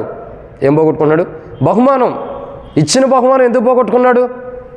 ప్రకటన గ్రంథంలో చూస్తున్నట్టయితే నీ కొండ దాన్ని నువ్వు పోగొట్టుకునేది. ఏం పోగొట్టుకున్నాడు? మొదటి ప్రేమను పోగొట్టుకున్నారు. ఇంకా గట్టిగా పట్టుకోవాల్సిన పోగొట్టుకుంటూ వచ్చారు. కారణం ఏంటి? అశ్రద్ధ జీవితం. ఒక మాట నిన్న కూడా చూసాం మనం రాత్రి. ఏమని? ఎఫెసీయులకు రాసిన పత్రికలో 5వ అధ్యాయం మనం చూస్తే ఏమని రాయబడుతూ వచ్చింది? జాగ్రత్తగా ఉండాలి. ఎలా ఉండాలి? జాగ్రత్తగా. ఎందుకంటే సమయం పోనీకో సద్వినియోగపరచుకోవాలి. చాలా జాగ్రత్తగా ఉండాలంట. నష్టపోకుండా చాలా జాగ్రత్తగా ఉండాలి. ఎందుకంటే పోవటానికి కారణం ఏంటి? బహుమానం పోవటానికి కారణం ఏంటంటే జాగ్రత్త లేకపోవటం వల్లే. ఎందుకు పోతుంది బహుమానం? జాగ్రత్త లేకపోవటం ద్వారానే. మనలో జాగ్రత్త లేదు. జాగ్రత్త కలిగి మనం ఉండలేకపోతున్నాం. రక్షణ మారుమూస బాప్తిసం పొందాం అనుకుంటున్నాం, పొరపాటు, భ్రమలో ఉండట్లే. అలా రక్షణ మారుమూస బాప్తిసం పొందినందుకు మాత్రం దేవుని రాజ్యం ఎవరెత్తున్నారు నీకు? ఎవడో జాగ్రత్త కాపాడుకున్నవాడికి దేవుని రాజ్యం. ఎవరన్నా ఎందుకు అంటున్నారంటే రక్షణ మారుమూస బాప్తిసం పొందినందుకు మాత్రం దేవుని రాజ్యానికి వెళ్ళాం. ఏదో ఒక బలహీనత ఉంటే, ఏదో పొరపాటు ఉంటే కోల్పోతాం కూడా. కాబట్టి బైబిల్ ఏమంటుంది? బహుమానాలను పోగొట్టుకున్నాడు. ఎవరు? సౌలు. దేవుడిచ్చిన బహుమానాలు సౌలుకి ఏంటంటే కుమారులు. గర్భఫలం యెహోవా ఇచ్చు బహుమానాన్నే పోగొట్టుకున్నాడు సౌలు. ఎందుకంటే దురాత్మ రావటం ద్వారా. అంతంలో ఒక మనుషుడికి అంతం వస్తుందంటే దురాత్మ వచ్చేసిద్ది మనుషుల్లోకి. తద్వారా ఏమైంది? దేవుడిచ్చిన బహుమానాల్ని పోగొట్టుకుంటాం. మనలోకి అంతం వస్తుందంటే, మనకు ముగింపు వస్తుందంటే మనలో ఉన్న దేవుని ఆత్మ పోయి దురాత్మ వచ్చేసిద్ది. దురాత్మ వచ్చింది. దురాత్మ రావటం ద్వారా ఏం జరిగింది? దేవుడిచ్చిన బహుమానాల్ని మనం పోగొట్టుకుంటాం. దురాత్మ మనలోకి రావటం ద్వారా దేవుడిచ్చిన బహుమానాలు పోగొట్టుకుంటాం. సరే, గర్భఫలం ఇచ్చాడు ఒక బహుమానం, ఇది పోగొట్టుకున్నాడు. దీనికంటే ఇంకోటి పోగొట్టుకున్నాడు మొదటే. ఏంటిది? అది రాజుగా ఉండే ధన్యత. దేవుడు సౌలుకి ఇచ్చిన బహుమానం, ఇశ్రాయేలుకు మొదటి రాజు. ఆ ధన్యతను పోగొట్టుకోవాలా? సమూయేలుతో దేవుడు అంటాడు, సౌలును కొట్టివేసినట్లు ఇతను కొట్టివేయను అంటాడు. సౌలు ఏం చేయబడ్డాడు? ఇచ్చిన దేవుడు బహుమానం ఇచ్చాడు, దాన్ని దేవుడు ఏం చేశాడు? కొట్టేసేసాడు. ఆ కొట్టివేసిన బహుమానం ఎక్కడ కనపడుతుందో తెలుసా? 31వ అధ్యాయంలో కనపడుతుంది. సౌలు కుమారులను దేవుడు కొట్టివేశాడు. ఎందుకంటే దురాత్మ వచ్చేసింది. దురాత్మ రావటం ద్వారా దేవుడు కొట్టివేశాడు. కొట్టివేయటం ద్వారా ఏం జరిగింది? దేవుడు ఇచ్చిన బహుమానాన్ని దేవుడు తిరిగి తీసేసుకున్నాడు. ఏ బహుమానం ఇచ్చాడు అది తిరిగి తీసేసుకున్నాడు. దేవుడు మనకిచ్చే బహుమానాన్ని మనం కాపాడుకోవాలి. అది ఘనతైన, పేరైన, ధనమైన, ఆస్తి అయినా, పిల్లలైనా దేవుడిచ్చిన బహుమానాలను ఏం చేయాలా? కాపాడుకోవాలి. అవి కాపాడుకోకుండా అశ్రద్ధగా ఉంటే ఏమైంది? దురాత్మ వచ్చింది. దురాత్మ రావటం ద్వారా అన్నిటిని పోగొట్టుకుంటాం. ఏముండం. దురాత్మ రావడానికి కారణం ఏంటి? దురాత్మ ఎందుకు వస్తుంది? ఖాళీగా ఉన్నాం కాబట్టి. ఎందుకు? ఖాళీగా ఒక వ్యక్తిలో ఒక దెయ్యం ఉంది, ప్రభు వదిలిచ్చాడు. మళ్ళీ అది పోయి ఏం చేసింది, కొన్ని దినాల తర్వాత తిరిగి వచ్చింది. ఎట్టుండాడు, వీడిని వదిలిపెట్టేలే కదా అని. వస్తే ఏమైంది, ఖాళీగా ఉన్నాడు, నింపబడి లేడు దేవుని ఆత్మ ద్వారా, ఖాళీగా ఉండటం ద్వారా మరలా ఏం చేసింది, వీడిలో నేను ఒక్కదాన్ని వస్తే మళ్ళీ పోగొడతాను నన్ను. ఇట కాదు, నాతో పాటు ఇంకా అనేక మందిని తీసుకురాని సేనా దయ్యాలని తీసుకొచ్చి అతనిలో ప్రవేశించడం ద్వారా మొదటి స్థితి కంటే తన కడపడి స్థితి దారుణంగా ఉంది. ఎందుకు? దురాత్మ వచ్చింది. అసలు దురాత్మ ఎందుకు వచ్చింది? ఖాళీగా ఉండటం ద్వారా దేవునితో ఆత్మీయమైన సహవాసం లేకుండా, దేవుని వాక్యాన్ని మన మనసులో నింపుకోకుండా, దేవుని గురించిన ఆలోచనలు మనలో నింపబడి ఉండకోకుండా వ్యర్థమైన వాటి మీద తలంచుతాం కాబట్టి ఖాళీగా ఉంటాం. దేవుని గురించి సంపూర్ణంగా లేం, వ్యర్థమైన వాటిలో సంపూర్ణంగా ఉన్నాం. దేవుని గురించి ఏం ఖాళీ అయిపోయింది, వ్యర్థమైన విషయాలు సంపూర్ణంగా ఉన్నాయి. అందుకేమవుతుంది, దేవుని విషయాల్లో ఖాళీగా ఉన్నాం కాబట్టి దురాత్మ వచ్చేసింది. దురాత్మ వచ్చి ఏం చేస్తుంది? దురాత్మ రావటం ద్వారా దేవుడిచ్చిన బహుమానాన్ని కోల్పోతున్నాం. ఏ బహుమానం దేవుడిచ్చాడో అది తీసేసుకుంటున్నాడు, మళ్ళీ ఆయనే తీసేసుకుంటున్నాడు. ఎందుకు? మనకిచ్చిన ఉపయోగం లేదు, ఆ బహుమానం మనకిచ్చిన ఉపయోగం లేదు, మనం పొందిన ఉపయోగం లేదు, అందుకే తిరిగి తీసేసుకుంటున్నాడు. సౌలు యొక్క 3 కుమారులను దేవుడు తీసేసుకున్నాడు ఇచ్చిన బహుమానం. ఎందుకు? ఇచ్చిన వ్యర్థమే వీడికని తీసేసుకున్నాడు. ఇచ్చిన వ్యర్థమే అతనికి తీసేసుకున్నాడు. సింహాసనం ఇచ్చాడు, తీసేసుకున్నాడు. ఎందుకు? అధికారాన్ని ఇచ్చాడు, తీసేసుకున్నాడు. ఎందుకు? ఘనతనిచ్చాడు, తీసేసుకున్నాడు. ఎందుకు? మంచి పేరు ఇచ్చాడు, తీసేసుకున్నాడు. ఎందుకు? ఇచ్చిన వ్యర్థం కాబట్టి. దురాత్మ వచ్చేసింది. మనిషిలో దేవుని ఆత్మ లేదు. పోగొట్టుకున్నాడు సౌలు. పోగొట్టుకోవడం ద్వారా దురాత్మ వచ్చేసింది. రావటం ద్వారా ఏం జరిగింది? దేవుడు తీసేశాడు. ఇక నీకు వేస్ట్ అయ్యా, నీలో దురాత్మ ఉంది, నీకు ఎన్నిసార్లు చెప్పిన వేస్ట్, ఇదిగో నీకు ఇచ్చిన బహుమానం తీసేస్తానని మొదటి సింహాసనము, తర్వాత పేరు, ఘనత, ఇంకా తనకిచ్చిన ఐశ్వర్యం అంతటిని దేవుడు తీసేసి చివరికి తనకిచ్చిన లాస్ట్ బహుమానం, ప్రాముఖ్యమైన బహుమానం ఏంటిది? అది మొదట ఇచ్చి ఉండొచ్చు. ఏంటి ఆ బహుమానము? గర్భఫలం. దాన్ని కూడా తీసేసేసాడు. ఇది కూడా నీ దగ్గర ఉండటం మంచిది కాదు, దీన్ని కూడా తీసేశాడు. జాగ్రత్తగా ఉండాలి. ఎందుకు? హతమవటానికి కారణం, దేవుడిచ్చిన బహుమానాన్ని మనం పోగొట్టుకోవడానికి కారణం ఏంటంటే మనలో దురాత్మ రావటం ద్వారా. అది మన అంతానికి సాదృశ్యమని. మనలో అంతం రావటం ద్వారా, దురాత్మ మనలో ప్రవేశించడం ద్వారా ఏం జరుగుతుంది చెప్పండి? మనలో దురాత్మ వచ్చి ప్రవేశించడం ద్వారా, మనకు అంతం రావటం ద్వారా దేవుడిచ్చిన బహుమానాన్ని పోగొట్టుకుంటున్నాం. ఈ సంవత్సరం అంతట్లో చివరి శనివారం ఉపవాస ప్రార్థనలు ఉండవు. ఈ సంవత్సరం అంతట్లో ఎక్కడైతే దేవుడిచ్చిన బహుమానాన్ని మనం పోగొట్టుకుంటున్నామో, కుమారులు కుమార్తెను కాదు, వాళ్ళు ఇంకేమన్నా పోగొట్టుకున్నామేమో. దేవుడిచ్చిన బహుమానాలు అయ్యుండేవో, మంచి పేరును పోగొట్టుకున్నావా, మంచి ఘనతను పోగొట్టుకున్నావా, ఐశ్వర్యాన్ని పోగొట్టుకున్నావా, ఆస్తిని పోగొట్టుకున్నావా, దేవుడిచ్చిన మంచి పొజిషన్ పోగొట్టుకున్నావా? పోగొట్టుకోవడానికి కారణం ఏంటి? ఖాళీగా ఉండటం ద్వారా ఏం జరిగింది? దురాత్మ వచ్చింది. పోగొట్టుకోవడానికి కారణం మనం ఖాళీగా ఉండటం ద్వారానే, దేవుల్లో పరిపూర్ణంగా నింపబడకపోవడం ద్వారానే అన్నిటిని పోగొట్టుకుంటున్నాం. ఈ సంవత్సరం అంతట్లో ఖాళీగుండి దురాత్మ వల్ల ప్రవేశించి దేవుని సన్నిధిలో పొందవలసిన బహుమానాలు ఏవైతే మనం పోగొట్టుకున్నామో వాటి విషయమే ప్రభు దగ్గర క్షమాపణ అడుగుదాం. లేకపోతే నష్టపోతాం. సౌలు అలా క్షమాపణ అడగలేని స్థితిలో ఉన్నాడు. అందుకే హంతం వచ్చేసింది. హంతం రావటం ద్వారా నష్టపోయాడు. సౌలు అడిగే స్థితి కూడా సౌలుకి లేదు. బహుమానాలన్నా కాపాడుకునే స్థితి కూడా సౌలుకు లేదు. కనీసం పిల్లలన్నా కాపాడుకునే స్థితి కూడా లేదు. ఎందుకు? అంతం వచ్చేసింది. కారణం ఏంటి? ముగింపు. సౌలుకి దురాత్మ వచ్చింది కాబట్టి ముగింపు వచ్చేసింది. హతమవుతున్నారు. ఎందుకు? దురాత్మ ఉంది కాబట్టి. దురాత్మ తనలోకి రావడం ద్వారా తన బహుమానాలన్నీ కూడా హతమైపోతూ వచ్చినాయి.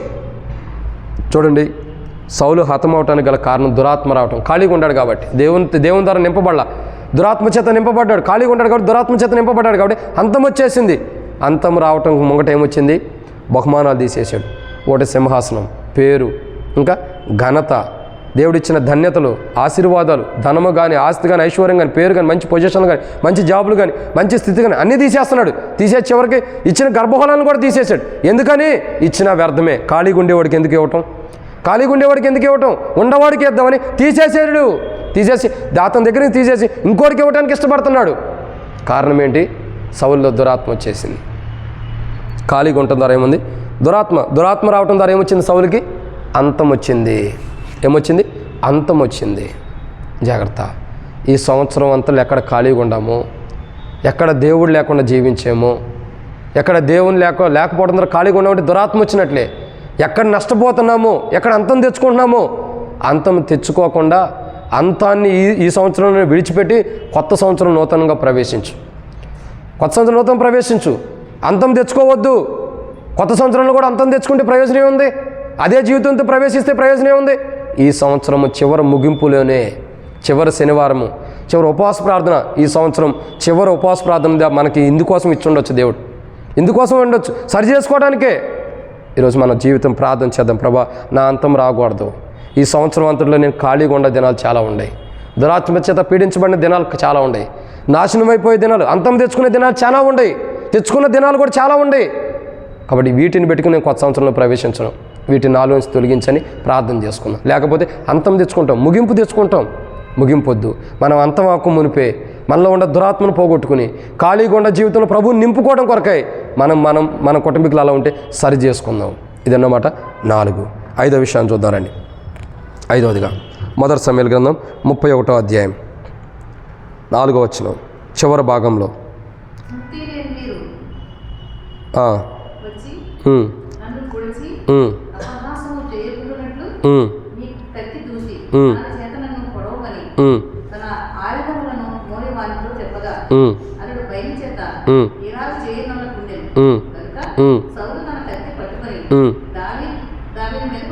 దాని మీద ఏమైంది? ఎట్లా ఉన్నాడు సౌలుకి? ఎవడో చంపట్లేదు సౌల్ని. పనివాడిని చంపమంటున్నాడు. నేను చంపనయ్యా అంటున్నాడు. ఒరే చంపరా, ఒక అన్యుడు వచ్చిన చంపితే సిగ్గుచేటరా, నేను రాజునయ్యా. ఒక అన్యుడు, సున్నత లేనివాడు, రక్షణ లేనివాడు వచ్చి చంపితే అది నాకు అవమానం. ఒక అన్యుడి చేతిలో నేను చచ్చిపోయినంటే, రాజుగా ఉండి చనిపోయినంటే ఎంతో అవమానం. నువ్వన్నా చంపరా బాబు అంటే నేను చంపను. నేను ఎందుకు చంపుతాను నిన్ను? నేను చంపను. అయ్యా, ఒక అన్యుడు చంపితే నాకు సిగ్గురా. ఒక రాజు అయ్యుండి కూడా, ఒక దేవుని పెట్టిన అయ్యుండి కూడా ఒక అన్యుడి చేతిలో చస్తున్నానంటే అవమానం అది. నువ్వు చంపు నన్ను, నేను చంపను. నేను చంపకూడదు కూడా, నేను చంపను. దావీదు చెప్పాడు కదా, యెహోవా చేత అభిషేకించబడిన వాడిని చంపకూడదు, అది నష్టం కాదు. నేను చంపను. నువ్వు చంపురా నాయన, ఏం కాదు, నువ్వు చంపు. వాడు ఎవడో చేతిలో చచ్చిపోకండి, నీ చేతిలో చావటం మంచిది, చంపు అంటే కత్తి మోయేవాడు అంటాడు కదా, నేను చంపను. కావాలండి ఈ కత్తి మీద నువ్వు పడిచావు, నీ నష్టాన్ని నువ్వు తెచ్చుకో, కానీ నేను మట్టి చంపను. ఒక ప్రశ్న వేస్తా, సమాధానం చెప్పండి. సౌలుకి పరలోకం ఉందా లేదా? ఇక్కడ వాక్య ప్రకారం చెప్పండి. తన జీవితం ఎట్లా ఉందో తర్వాత సంగతి, అది ఇస్తాడో లేదన్న దేవుని ఇష్టం. వాక్య ప్రకారం ఇప్పుడున్న వాక్య ప్రకారం చదివితే సౌలుకి పరలోకం ఉందా లేదా? కరెక్ట్గా చెప్పండి. ఎందుకు లేదు అక్క? ఎందుకు లేదు? ఆత్మహత్య చేసుకున్నాడు. పిరికి వాళ్ళలాగా ఆత్మహత్య చేసుకున్నాడు. ఆత్మహత్య చేసుకుంటే పరలోక రాజ్యం ఉండదు, పొరపాటు కూడా ఉండదు. నువ్వు 100 సంవత్సరాలు దేవుని బిడ్డగా రక్షణ మార్మోస్ బాప్తిసం పొంది చివరి రోజు ఆత్మహత్య చేసుకుని చచ్చిపోయావంటే అసలు లేనే లేదు. ఆత్మహత్య అంటే ఉరిపెట్టుకోవడం కాదు, ఏదో ముందు దాగి ఇంకోటి నీకై నీ ప్రాణం తీసుకోవడానికి ఎంత ప్రయత్నించినా పరలోక రాజ్యం లేదేక, పరలోక రాజ్యం లేనే లేదు. ఇప్పుడు సౌలుకు ఉందా లేదా? వాక్య ప్రకారం అయితే సౌలుకు లేదు పరలోక రాజ్యం. ఎందుకు లేదంటే, ఎందుకు పరలోక రాజ్యం లేదు? తన కత్తి మీద తాను పడి చచ్చిపోయాడు, ఆత్మహత్య చేసుకున్నాడు. ఎవడో చంపలా సౌలు ఎవడో చంపలా, ఆత్మహత్య చేసుకున్నాడు. పొరుగోడు పక్కనోడు చంపింది కాదు, పనివాడు చంపలా, శత్రువులు వచ్చి చంపలా, శత్రువులు కత్తి దూయలా. మరి ఎవరు చంపారు? తన కత్తి మీద తానే పడి చచ్చిపోయాడు. అంటే ఇప్పుడు ఏమైంది? ఆత్మహత్య చేసుకున్నాడు. పిరికివాడు.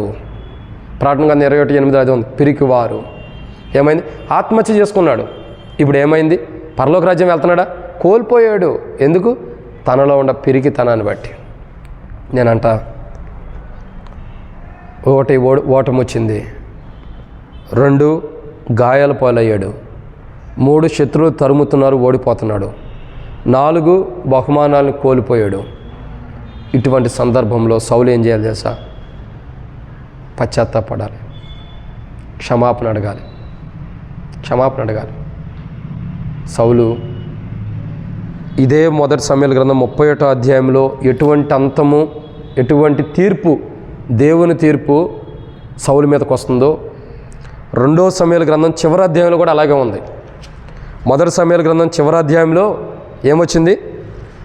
మొదటి సమూయేలు గ్రంథం చివరి అధ్యాయంలో తీర్పు వస్తుంది. చివరి అధ్యాయంలో రెండో సమూయేలు గ్రంథం చివరి అధ్యాయంలో కూడా తీర్పే ఉంది. మొదటి సమూయేలు గ్రంథం చివరి అధ్యాయంలో ఎలాంటి తీర్పు ఉందో రెండో సమూయేలు గ్రంథం చివరి అధ్యాయంలో కూడా అదే తీర్పు ఉంది. అంటే తీర్పు వేరువేరుకుండా తీర్పు అయితే ఉంది. ఇక్కడ ఎవరికి వస్తుంది ఆ తీర్పు? మొదటి దాంట్లో సౌలుకి, రెండో దాంట్లో ఎవరికి వస్తుంది తెలుసా? దావీదుకి. దావీదు సైన్యాన్ని లెక్కించినప్పుడు దేవుని తీర్పు వస్తుంది. దేవుని దూత, నశింపజేసే దూత పరలోకం నుండి దిగివచ్చి, దేవుని దగ్గర నుంచి దిగివచ్చి ప్రజలను నాశనం చేస్తున్నప్పుడు యెరూషలేము మీద దాని ఖడ్గం పెడుతుంటే దావీదు ప్రార్థన చేస్తాడు, అయ్యా గొర్రెల వంటి వీరేం చేశారు, నేను నా ఇంటి వారిని తప్పు చేసి మమ్మల్ని శిక్షించు, వీళ్ళని శిక్షించొద్దు అంటున్నాడు. మొదటి సమూయేలు గ్రంథం చివరి అధ్యాయంలో తీర్పు ఉంది. రెండో సమూయేలు గ్రంథం చివరి అధ్యాయంలో కూడా తీర్పే ఉంది. అయితే మొదటి సమూయేలు గ్రంథం చివరి అధ్యాయంలో తీర్పులో సౌలు చచ్చిపోయాడు. రెండో సమూయేలు గ్రంథం చివరి అధ్యాయంలో తీర్పులో దావీదు కాపాడబడుతూ వచ్చాడు. రెండు చోట్ల తీర్పు ఉంది. ఒకడు చచ్చిపోయాడు, ఒకడు కాపాడబడుతూ వచ్చాడు. కారణం ఏంటి? దావీదు ఎందుకు కాపాడబడ్డాడు? ప్రార్థన చేశాడు. ఏమని? అయ్యా 17వ వచనం, రెండో సమూయేలు గ్రంథం 24వ అధ్యాయం 17వ వచనం, దావీదు జనులను నాశనం చేసిన దూతను కనుగొని యెహోవాను ఇలాగూ ప్రార్థించెను. ఏమని చేశాడు? ప్రార్థన చేశాడు. మొదటి సమూయేలు గ్రంథం 31వ అధ్యాయంలో సౌలు చేశాడు ప్రార్థన. మొదటి సమూయేలు గ్రంథం చివరి అధ్యాయంలో సౌలు ప్రార్థన చేయాల. రెండో సమూయేలు గ్రంథం చివరి అధ్యాయంలో అది అట్లాంటి తీర్పు వస్తుంటే దావీదు ప్రార్థన చేస్తున్నాడు. ఏమని? అయ్యా యెహోవాకి ఎలాగూ ప్రార్థన చేసిన చిత్తగించుము, పాపం చేసిన వాడు నేనే, దుర్మార్గంగా ప్రవర్తించేవాడు నేనే, గొర్రెల వంటి వీళ్ళేం చేశారు, అయ్యా వీరేం చేశారు, కాబట్టి నన్ను నా తండ్రి ఇంటి వారిని శిక్షించుము. ఏమన్నాడు? నన్ను నా తండ్రి ఇంటి వారిని శిక్షించు, వీళ్ళని వదిలిపెట్టే అంటున్నాడు. వీళ్ళని వదిలిపెట్టే. దావీదు చేసిన ప్రార్థన సౌలుకి ఏమైంది? దావీదు అంతంలో లేడా? దావీదు కూడా అంతంలోనే ఉన్నాడు. దావీదు కూడా ముగింపులోనే ఉన్నాడు. దావీదు కూడా చివరి గడియలోనే ఆ నశింపజేసే దూత దావీదు దగ్గరకు వస్తే దావీదు కూడా నశించిపోయినట్టే కదా. మరి దావీదు ఏం చేశాడు? ఆ దూతను చూసి భయపడి దేవునికి ప్రార్థన చేశాడు. దేవా, ఈ అంతం రావద్దు, ఈ కీడు రావద్దు, యెరూషలేమును నువ్వు కాపాడాలి, యెరూషలేముకి అంతం రావద్దు, నేను నా ఇంటి వారు పాపం చేసామని ఒప్పుకున్నాడు. ఇదే దావీదు ఇక్కడ చేసిన ప్రార్థన గురించి దేవుడు ఇంకో చోట అంటాడు, నా నిమిత్తం నా దాసుడైన దావీదు నిమిత్తం యెరూషలేమును కాపాడుదని అంటాడు. ఈ పట్టణాన్ని నేను కాపాడుతానంటాడు. దావీదు యెరూషలేము గురించి ఇక్కడ ప్రార్థన చేశాడు. కీడు రాకుండా ఉంటుకోండి, తన కుటుంబానికి వచ్చిన పర్ల యెరూషలేము కాపాడబడాలంటాడు. ఈ ప్రార్థన దేవుడు మరొక సందర్భంలో జ్ఞాపకం చేసుకుని యెరూషలేము మీద కీడు రాకుండా దేవుడు కాపాడుతాడు. నేను నా దాసుడైన దావీదు నిమిత్తం నేను ఈ పట్టణాన్ని కాపాడుతాను, నా నిమిత్తం, నా దాసుడైన దావీదు నిమిత్తం. ఎందుకు? రెండో సమూయేలు గ్రంథం 24వ అధ్యాయం నా దాసుడు ప్రార్థించాడు యెరూషలేము కొరకు. ఆ రోజే నేను నశింపజేసే దూతను పంపిస్తే యెరూషలేమును పాడు చేయదని ప్రార్థించాడు. నా దాసుని ప్రార్థన విని నా నిమిత్తము ఆ పట్టణాన్ని ఇప్పుడు కూడా కాపాడుతా. దావీదు లేనప్పుడు కూడా దేవుడు కాపాడుతూ వస్తున్నాడు యెరూషలేముని. ఇప్పటికే కాపాడుతున్నాడు. ఇప్పటికే యెరూషలేము కాపాడబడుతుందంటే కారణం ఏంటి తెలుసా? దావీదు చేసిన ప్రార్థన. రెండో సమూయేలు గ్రంథం 24వ అధ్యాయం 17వ వచనంలో దావీదు పశ్చాత్తాపడి యెరూషలేము కొరకు చేసిన ప్రార్థనే నేటికి ఇశ్రాయేలు ప్రజలను దేవుడు కాపాడుతూ వస్తున్నాడు. సత్యం అదే. ఈరోజుకి ఇశ్రాయేలు ప్రజల మీదకి ఎన్ని యుద్ధాలు జరుగుతున్నా ఇశ్రాయేలు ప్రజలు ఎందుకు కాపాడబడుతున్నారు తెలుసా? ఎందుకు ఎన్ని యుద్ధాలు జరుగుతున్నాయి? శత్రువులు ఎంతమంది వారి మీదకి రావట్లా? ఎన్ని యుద్ధాలు చేయట్లేదు ఇశ్రాయేలు ప్రజల మీదకి? ఈ రోజుకి ఎందుకు కాపాడబడుతున్నారు? ఎందుకంటే రెండో సమూయేలు గ్రంథం 24వ అధ్యాయం 17వ వచనంలో దావీదు ప్రార్థన చేశాడు, యెరూషలేమును కాపాడమని. తప్పు చేసిన వారు నేను, నా ఇంటి వారు మమ్మల్ని శిక్షించు, యెరూషలేమును వదిలిపెట్టు. ఇప్పటికీ యెరూషలేము కాపాడబడుతుంది. ఎంతమంది రావట్లా? హామాస్ ప్రజలు కానీ ఎంతమంది యుద్ధాలు చేయట్లేదు యెరూషలేము మీదకి వచ్చి. ఇప్పటికీ దేవుడు ఎందుకు కాపాడుతున్నాడు తెలుసా? ఆడున్న ప్రజలను బట్టి కాదు, ఆడున్న ప్రజలు ఏదో గొప్పోళ్ళని కాదు. మొదటే దావీదు ప్రార్థన చేశాడు 24వ అధ్యాయంలో రెండో సమూయేలు గ్రంథంలో 17వ వచనంలో. ఆ ప్రార్థనని ఇప్పటికి దావీదు చనిపోయినా, దావీదు ఇక్కడ ఈ లోకంలో లేకపోయినా దావీదు చేసిన ప్రార్థన బ్రతికుంది ఇంకా. అందుకే నేటికి ఇశ్రాయేలు ప్రజల్ని దేవుడు కాపాడుతున్నాడు. ఊరకనే కాపాడుతల్లా, దావీదు చేసిన ప్రార్థన బతికుంది. దావీదు చనిపోయినా తన ప్రార్థన సజీవమైనదిగా ఉంది. ఆ సజీవమైన ప్రార్థన మనం చేయాలి. మనం పోయినా మన కుటుంబీకులు అలా కాపాడబడాలి. దావీదు వెళ్ళిపోయాడు, లోకలందరూ పోవాల్సిన మార్గాన్ని పోయాడు. ఇప్పుడు యెరూషలేము దేవుడు కాపాడతల్లా, ఎవడు రాకుండా కాపాడతల్లా. ఏమన్నాడు? నా నిమిత్తం, నా దాసుడైన దావీదు నిమిత్తం ఈ పట్టణాన్ని యెరూషలేము నేను కాపాడుతానన్నాడు. ఈ పట్టణాన్ని కాపాడుతానన్నాడు, యెరూషలేమును కాపాడుతానన్నాడు. ఎప్పటికీ దావీదు చచ్చిపోయి ఎన్నో వందల వేల సంవత్సరాలైనా దేవుడు కాపాడుతున్నాడు ఇప్పటికీ. ఎందుకు? 2 సమయాల కింద 24:17 వచ్చిన దావీదు చేసిన ప్రార్థన ఇప్పటికీ బతికుంది, ఇంకా చచ్చిపోల ప్రార్థన ఇప్పుడు బ్రతికో ఉంది, ఇప్పుడు సజీవమై ఉంది. అందుకే దేవుడు ఇశ్రాయేల్ని కాపాడుతున్నాడు. ఇశ్రాయేల్ గొప్పతనం కాదు, వాళ్ళ టెక్నాలజీని బట్టి, వాళ్ళు ఏదో ధనవంతులు గొప్పవాళ్ళని కాదు, దావీదుని బట్టి. దావీదు చేసిన ప్రార్థనే యెరూషలేము ఇంకా కాపాడబడింది. ఏ హాని జరగకుండా, ఎవడో రాకుండా, యెరూషలేము మీదకి ఎవడన్నా దాడి చేయాలనుకున్నా దేవుడే మొదట చూస్తున్నాడు. ఆ దాడి రాకుండా దేవుడే కాపాడుతున్నాడు. ఎందుకు? దావీదు చేసిన ప్రార్థన ఇంకా బ్రతికొంది. 2 సమయాల కింద 24:17 వచనంలో చేసిన ప్రార్థన ఇంకా బ్రతికొంది. ఆ ప్రార్థన సౌలు చేయలేకపోయాడు. ఇక్కడ దావీదుకి అంతం వస్తుంది, వచ్చినప్పుడు దావీదు చేయలేదా? దావీదు ప్రజలకు అంతం వస్తున్నప్పుడు చేయలేదా దావీదు ప్రార్థన? ఒప్పుకున్నాడు తప్పులు, ఒప్పుకున్నాడు, ప్రార్థన చేశాడు, సరిచేయబడ్డాడు. మరి సౌలు ఎందుకు సరిచేయబడలా? సౌలు ఎందుకు క్షమాపణ ఉందలా? సౌలు ఎందుకు తన కత్తి మీద దాన్ని బట్టి చచ్చిపోతున్నాడు? దావీదుకి వచ్చిన స్థితులు వేరు, ఎట్లయినా మరణమే. సౌలుకి మరణమే, కత్తి మీద పడ్డాడా లేదో దావీదు అన్నది రెండో మాట. అసలు అయితే మరణం వస్తుంది కదా, మరి దావీదు ఎందుకు కాపాడబడుతూ వచ్చాడు? సౌలు ఎందుకు కాపాడబడలేకపోయాడు? ఎందుకంటే దావీదు పశ్చాత్తాపడ్డాడు, సరైన ప్రార్థన దేవుని దగ్గర చేశాడు. సౌలుకు ప్రార్థన చేసే గుణలక్షణం మర్చిపోయాడు. ప్రార్థన జీవితమే సౌలులో లేదు. దావీదు చేసిన ప్రార్థన ఎలాంటిది? ఇప్పటికీ బ్రతికున్నటువంటి ప్రార్థన. ఇప్పటికి బ్రతికుంది దావీదు చేసిన ప్రార్థన. ఈ లోకం అంతమయ్యేంత వరకు కూడా బ్రతికే ఉండిద్ది. అది కొట్టివేయబడే ప్రార్థన కాదు. విలాపవాక్యులు 3:44 ఒక మాట ఉంది, మా ప్రార్థన యొద్ద చేరకుండా నువ్వు మేఘముల చేత కప్పివేసుకున్నావని ఉంది. విలాపవాక్యంలో 3:44 వచ్చిన ఏమనుంది? మా ప్రార్థనలు నీ యొద్దకు చేరకుండా కప్పివేసుకున్నావు. అంటే మనం చేసే ప్రార్థన దేవుని దగ్గరికి వెళ్తలేదంట. అంటే అక్కడితోనే ఆగిపోతుంది, మనం చేయటంతోనే ముగింపు అయిపోతుంది మన ప్రార్థన. కానీ దావీదు చేసిన ప్రార్థన ఈ లోకం అంతమైనా సరే ఆ ప్రార్థనకు అంతం లేదు, ఆ ప్రార్థనకి అంతం లేదు. అంత గొప్ప ప్రార్థన దావీదు చేశాడు. అంతము లేని ప్రార్థన ఇప్పటికీ బ్రతికుంది దావీదు యొక్క ప్రార్థన. దానికి రుజువేంటి చెప్పమంటారా? ఇశ్రాయేల్ ప్రజలు కాపాడబట్టమే. ఏ శత్రువు కూడా ఇశ్రాయేల్ దేశంలోకి యెరూషలేము మీదకి రాకుండా కాపాడబడుతుందంటే ఇప్పటికదే కారణం. దావీదు చేసిన ప్రార్థన ఇంకా బ్రతికుంది. సౌలు అట్లా ప్రార్థన చేయలేకపోయాడు. ఇద్దరు రాజులే, వ్యత్యాసం ఉంది. సౌలు అలా ప్రార్థన చేయలేకపోయాడు. అసలు దేవుని గురించి ప్రార్థన చేయాలన్న మనసే సౌల్లో లేదు. దావీదు కాదు, సౌల్లో లేదు, దావీదులో ఉంది. అందుకే దావీదు కాపాడుకున్నాడు. దావీదు జ్ఞానవంతుడు, వివేచన కలిగిన వాడు. ఇలా కాదురా, ఈ నష్టాన్ని పోగొట్టుకోవాలంటే, ఈ శాపాన్ని, ఈ ఉగ్రతను తప్పుకోవాలంటే దేవుని దగ్గరికి వెళ్ళిపోదాం. పశ్చాత్తాపడితే దేవుడు క్షమిస్తాడు. పశ్చాత్తాపడితే దేవుడు క్షమిస్తాడు. తప్పులు ఒప్పుకుంటే క్షమిస్తాడు. వెళ్దాం, తప్పులు ఒప్పుకుందాం, పశ్చాత్తాపడదాం, క్షమించబడదామని దేవుని దగ్గరకు వచ్చాడు దావీదు. సౌలుకు అది లేదు. పశ్చాత్తాపడితే, క్షమాపణ అడిగితే, కన్నీరు కారిస్తే దేవుడు క్షమిస్తాడన్న మనస్సు, ఆలోచన సౌల్లో లేదు. అందుకే తన కత్తి మీద తాను పడి చచ్చిపోయాడు. జాగ్రత్త. ఈ యొక్క వాక్యం యొక్క సారాంశం ఏంటంటే, మనం కూడా మన నష్టాన్ని బట్టి మనంతో మనం తెచ్చుకుని నష్టపోవద్దు. ఒకటి గుర్తుపెట్టుకో, దేవుడు క్షమించడానికి సిద్ధ మనసు కలిగిన వాడు. చివరికి సౌలు ఎలాంటి వాడు? తన కత్తి మీద తనబడి చచ్చిపోయాడు. దేవుణ్ణి మర్చిపోయాడు కాబట్టి చచ్చిపోయాడు. అంతం తెచ్చుకున్నాడు. మనకు అంతం రాకూడదంటే, మనకు అటువంటి ముగింపు రాకూడదంటే దావీదు జ్ఞాపకం చేసుకున్నట్లు మనం దేవుని జ్ఞాపకం చేసుకోవాలి. దావీదు ఎలాగైతే నిలవబడే ప్రార్థన చేశాడు, నిలుచుండే ప్రార్థన చేశాడు, అటువంటి ప్రార్థన మనం కూడా చేద్దాం. దావీదు లాంటి ప్రార్థన, నిలవబడే ప్రార్థన, కూలిపోయేది కాదు, మేఘాల చేత ఆపివేయబడే ప్రార్థన కాదు, యథార్థమైన. మేఘాల చేత ఎందుకు ఆపివేయబడుతున్న ప్రార్థన? మనసులో కల్ముషం ఉంది కాబట్టి. మనసులో కల్ముషం ఉంది, భేదాభిప్రాయాలు ఉన్నాయి, లోపాలు ఉన్నాయి, అంతరంగం బాగాల. అందుకే మనం ప్రార్థన చేసినా బయటికి బాగుండా లోపల అంతరంగం బాగాలేదు కాబట్టి మేఘాలు ఆపేస్తున్నాయి మన ప్రార్థన అనుకోకుండా. దావీదు హృదయమారా దేవుని దగ్గర ప్రార్థించాడు, అంతరంగంలో జాగ్రత్త చూసుకుని ప్రార్థించాడు కాబట్టి దావీదు ప్రార్థన వినబడింది. వినబడే ప్రార్థన మనం చేద్దాం. సౌలుకి ముగింపు రావడానికి గల కారణాలు ఏంటంటే 5 విషయాలు. 1, సౌలుకి ముగింపు రావడానికి గల కారణం ఏంటి? ఓటమి. 2, సౌలుకి ముగింపు రావడానికి గల కారణం ఏంటి?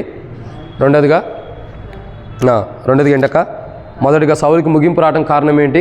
ఓటమి. రెండోదిగా గాయములు. 3వదిగా తరమబడి పారిపోవటం. 4వదిగా హతమవటం. 5వదిగా తన కత్తి మీద చానిబడి చచ్చిపోవటం. ఇవే దావీదు యొక్క ముగింపుకి, చివరికి దావీదు యొక్క నాశనానికి కారణమైనవి.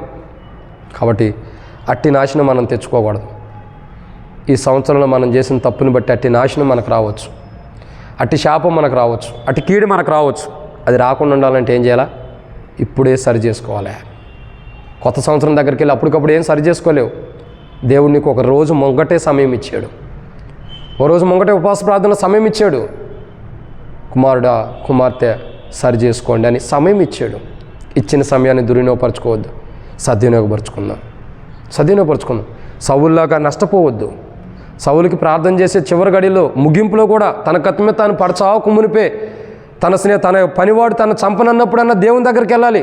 అయ్యా నువ్వు నన్ను బ్రతికిస్తే బ్రతికించు, లేకపోతే చంపేయను అన్నా కానీ దేవుడు కాపాడేవాడేమో. దేవుడు చంపుకోడు కదా, కాపాడతాడు. కానీ దేవుని దగ్గరికి వెళ్ళా ఏమయ్యాడు? కత్తి దగ్గరికి వెళ్ళాడు. దావీదు దేవుని దగ్గరికి వెళ్ళాడు. ఇద్దరికి వ్యత్యాసం ఉంది. సౌలేమో కత్తి దగ్గరికి వెళ్ళాడు, దావీదేమో దేవుని దగ్గరికి వెళ్ళాడు. కత్తి దగ్గరికి వెళ్ళినవాడు బైబిల్లో రాయబడుతూ వచ్చింది, కత్తి పట్టుకున్నవాడు కత్తితోనే, పేతురుతో చెబుతాడు, కత్తి పట్టుకున్నాడు కత్తితోనే హతమవుతాడు. కత్తి పట్టుకున్నాడు కత్తితోనే హతమైపోయాడు. దావీదు దేవుని దగ్గరికి వెళ్ళాడు, దేవుని దగ్గర కాపాడబడ్డాడు. మీకు సత్యం చెప్పి ముగిస్తున్నా. దావీదు జీవితంలో దావీదు ఎప్పుడు కూడా తన సొంత కత్తితో యుద్ధం ఎప్పుడు చేయలే. దావీదుకి కత్తే లేదనుకోవచ్చు మనం. సొంత కత్తి లేదు దావీదుకి. గొలియాతు కత్తి తీసుకుని యుద్ధం చేస్తూ వచ్చాడు. సౌలుకి సొంత కత్తి ఉంది, తన కత్తి తనకుంది కాబట్టి తన కత్తి మీద తన బడి చచ్చిపోయాడు. దావీదు కత్తి లేదు కదా, ఏమైంది మరి? దేవుడు ఉన్నాడు, దేవుని దగ్గరికి వెళ్ళాడు, కాపాడబడ్డాడు.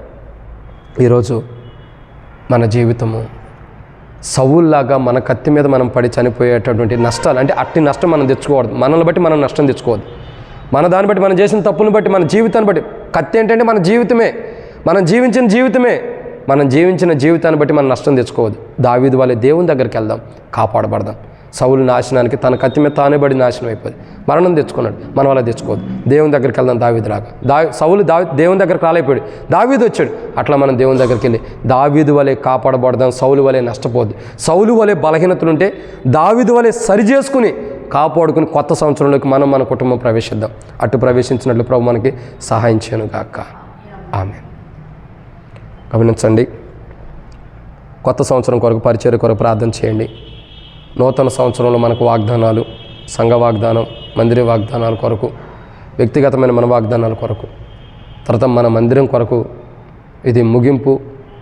చాలా వరకు ప్రయత్నాలు జరిగినాయి. కొత్త సంవత్సరంలో కొత్త విధానంలో కూడా ప్రభు మనకు అన్నీ ఇస్తాడు. ఓర్పు ఉండాలా, సహనం ఉండాలా. ఎవరైనా అనుకున్నా పట్టించుకోవద్దు. ప్రభు మందిరం ఇస్తాడు, అది నమ్మకం. దాని కారణాలు ఉన్నాయి కాబట్టి దాని కొరకు ప్రార్థన చేయండి.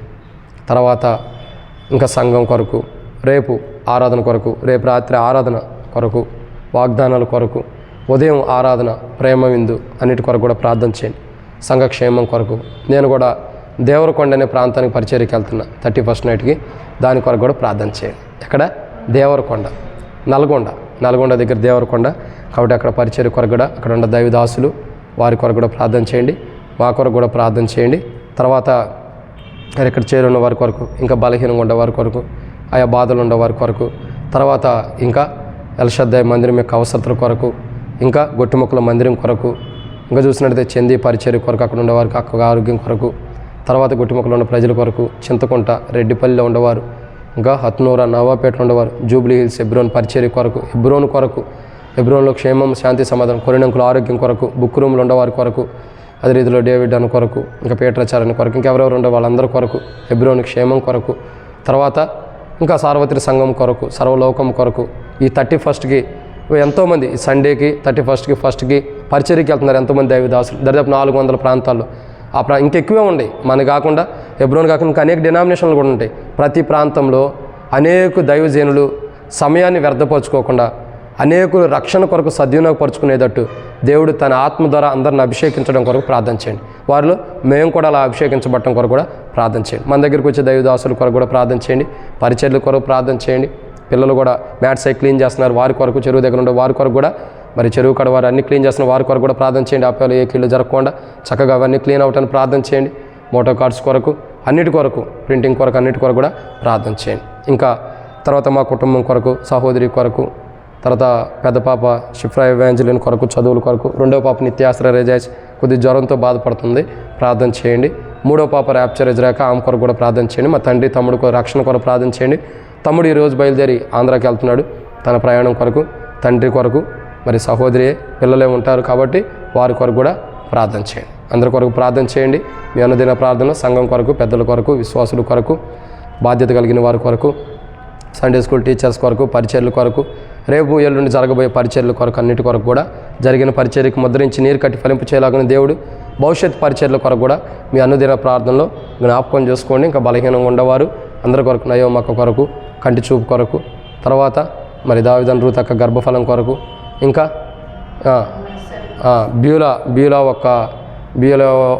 బ్యూలాకు వివాహం జరిగింది కదా, తన భర్తకి కొద్దిగా బాగాలేదంట, తనకు ఆరోగ్యం కొరకు కూడా ప్రార్థన చేయండి. ఇంకా సర్దిలైన వారు, బలహీనంగా ఉండేవారు, గృహాల నిర్మాణం కలిగిన వారు అందరి కొరకు కూడా ప్రార్థన చేయండి. మీ అనుదిన ప్రార్థన ఖచ్చితంగా ఉపవాస ప్రార్థనలో మనం సౌలులాగుంటే సరి చేసుకుని దావీదు లాంటి ప్రార్థన చేసుకుందాం. నిలవబడే ప్రార్థన, ఎప్పటికీ నిలుచుండే, మన కోసం కాదు, మన కుటుంబీకుల కొరకు కూడా నిలుచుండే ప్రార్థన, మందిరం నిలుచుండే ప్రార్థన మనం చేద్దాం. బలహీనతలు ఉంటే సౌలు వలె బలహీనతలు ఉంటే సరి చేసుకుని దావీదు లాంటి ప్రార్థన మనం చేయనట్లు ప్రభు మనకి సహాయం చేయను గాక. ఆమేన్.